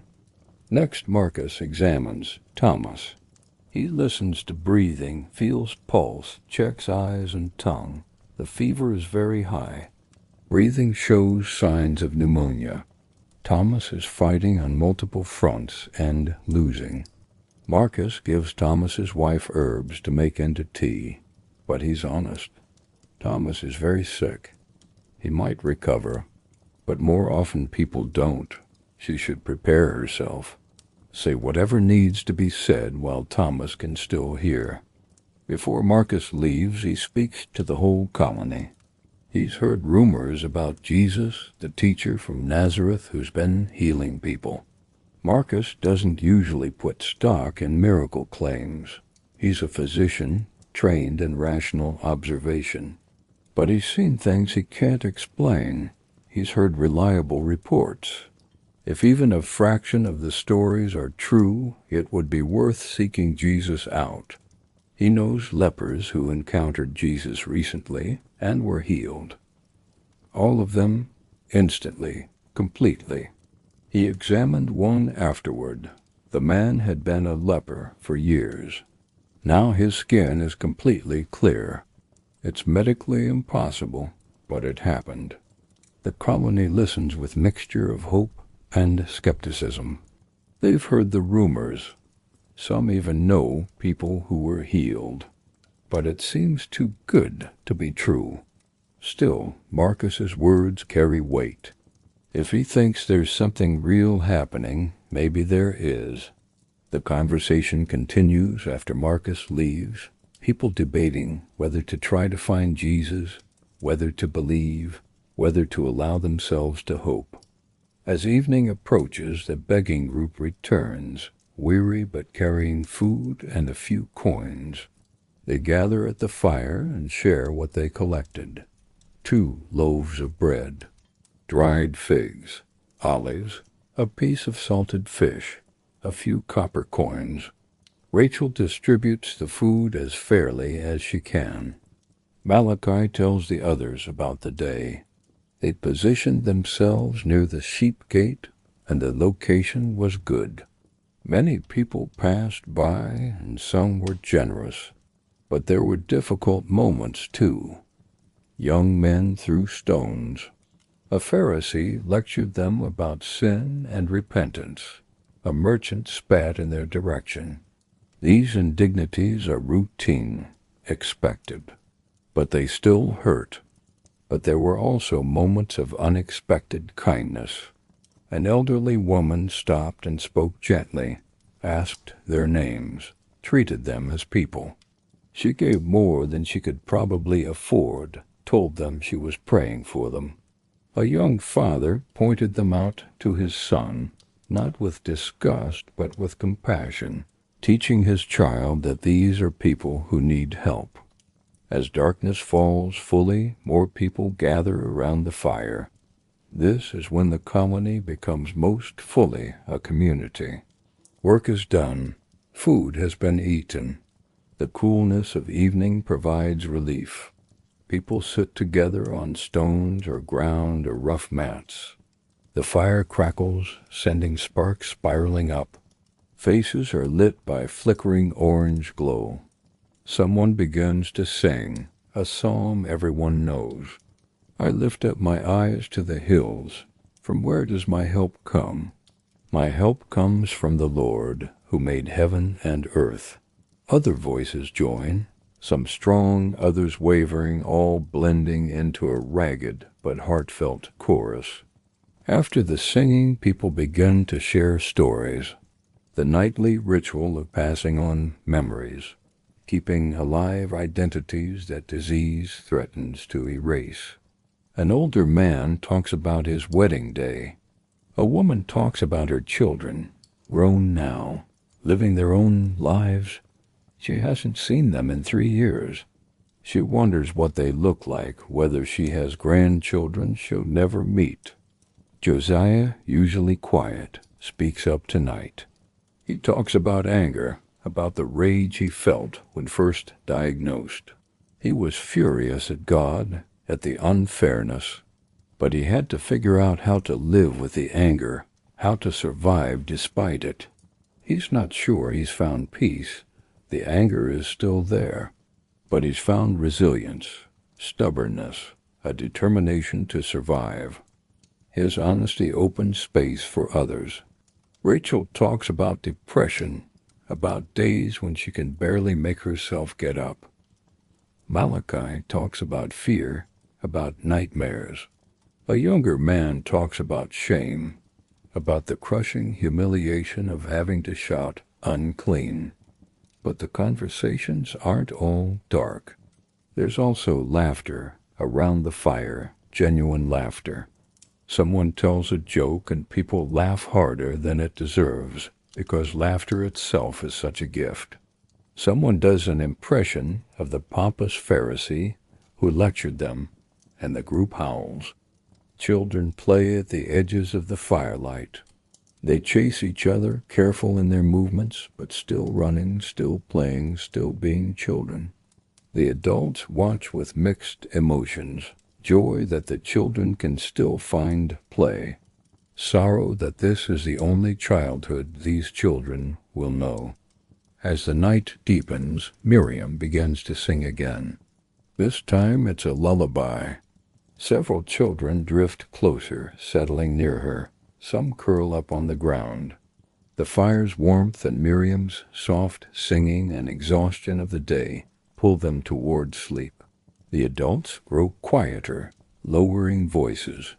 The conversation becomes more intimate.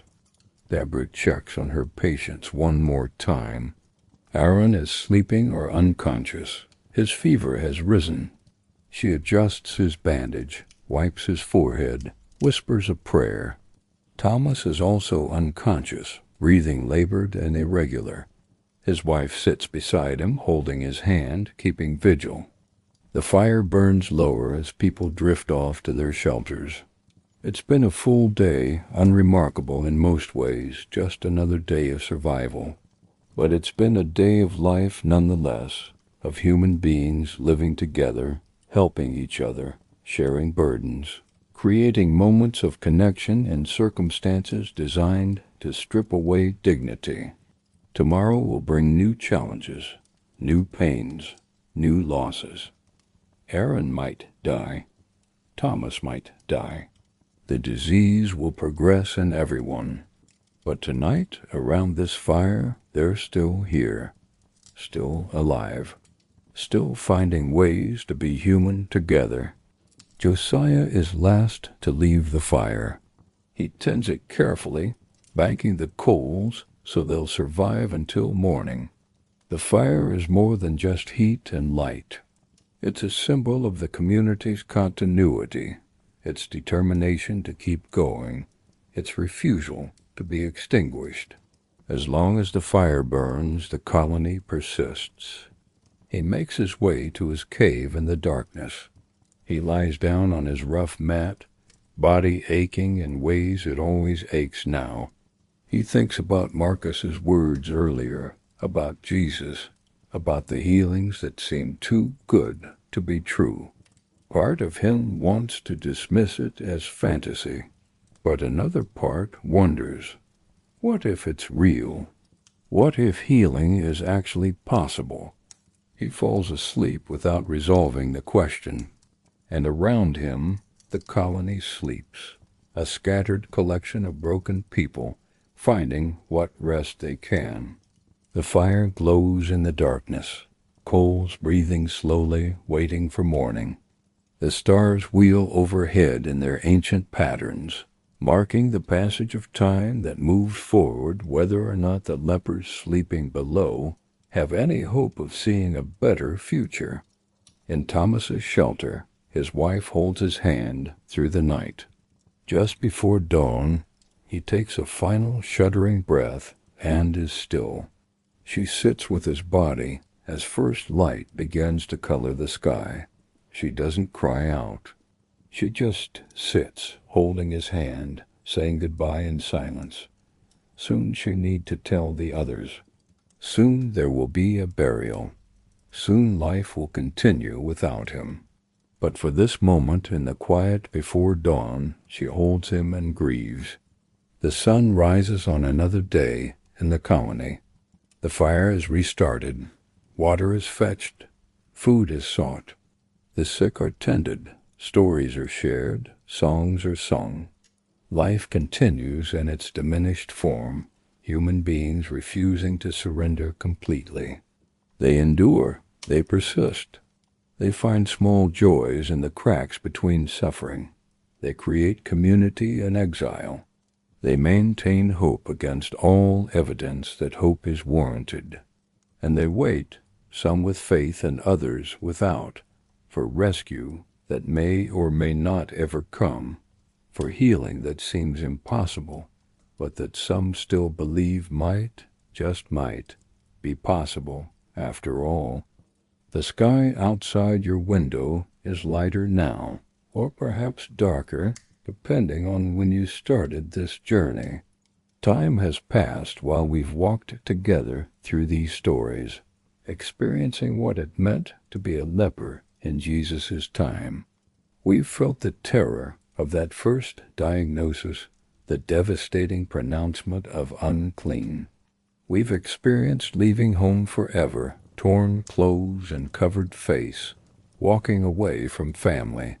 We've discovered what daily survival looked like in a leper colony, the constant search for food and water, the progressive loss of sensation, the wounds that wouldn't heal.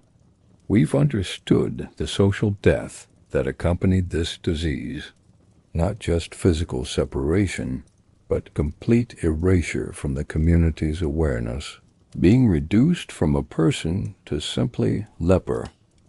We've explored the medical realities, how the disease attacked peripheral nerves, causing numbness that led to unnoticed injuries. We've seen how people survived psychologically in circumstances designed to strip away dignity, how they created community in exile. And we've followed 3 connected stories. We met the 10 lepers who encountered Jesus, who were healed on their way to the priests, who experienced the joy of restoration, but also the complicated reality of returning to lives that had moved on. We understood the tragedy of gratitude deferred. We sat at Simon the leper's dinner party, watched him try so hard to be respectable.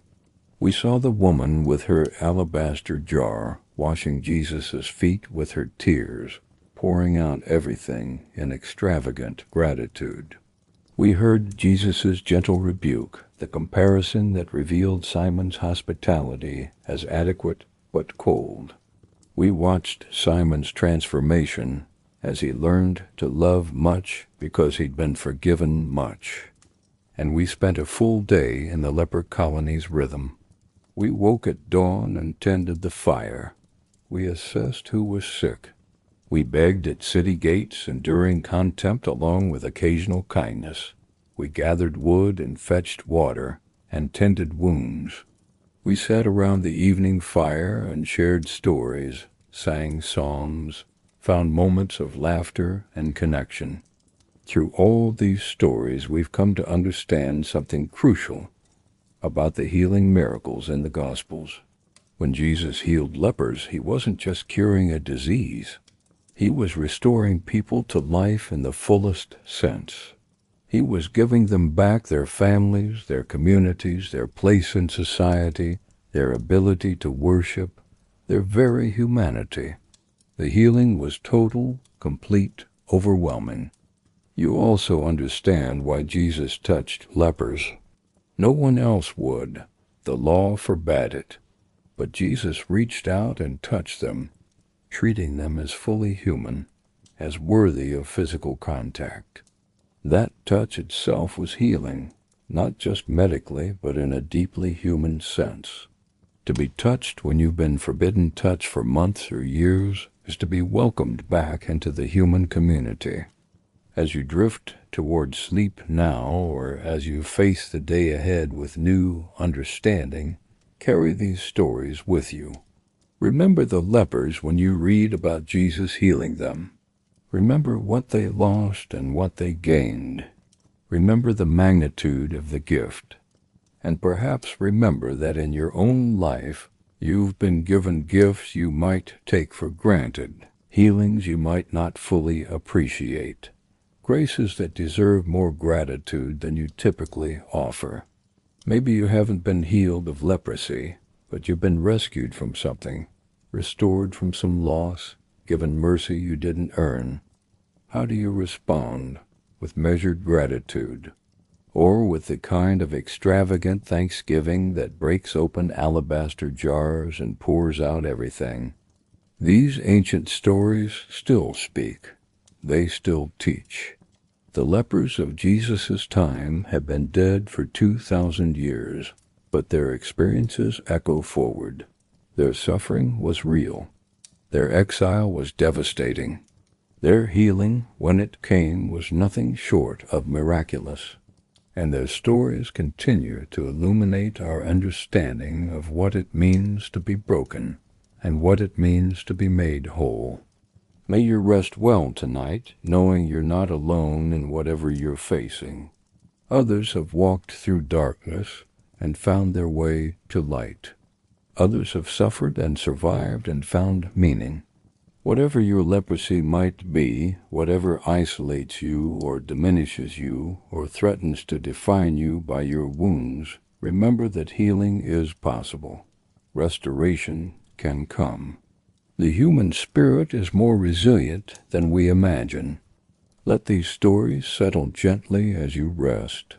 Let them remind you of your own strength, your own capacity for survival, your own worth that doesn't depend on external circumstances.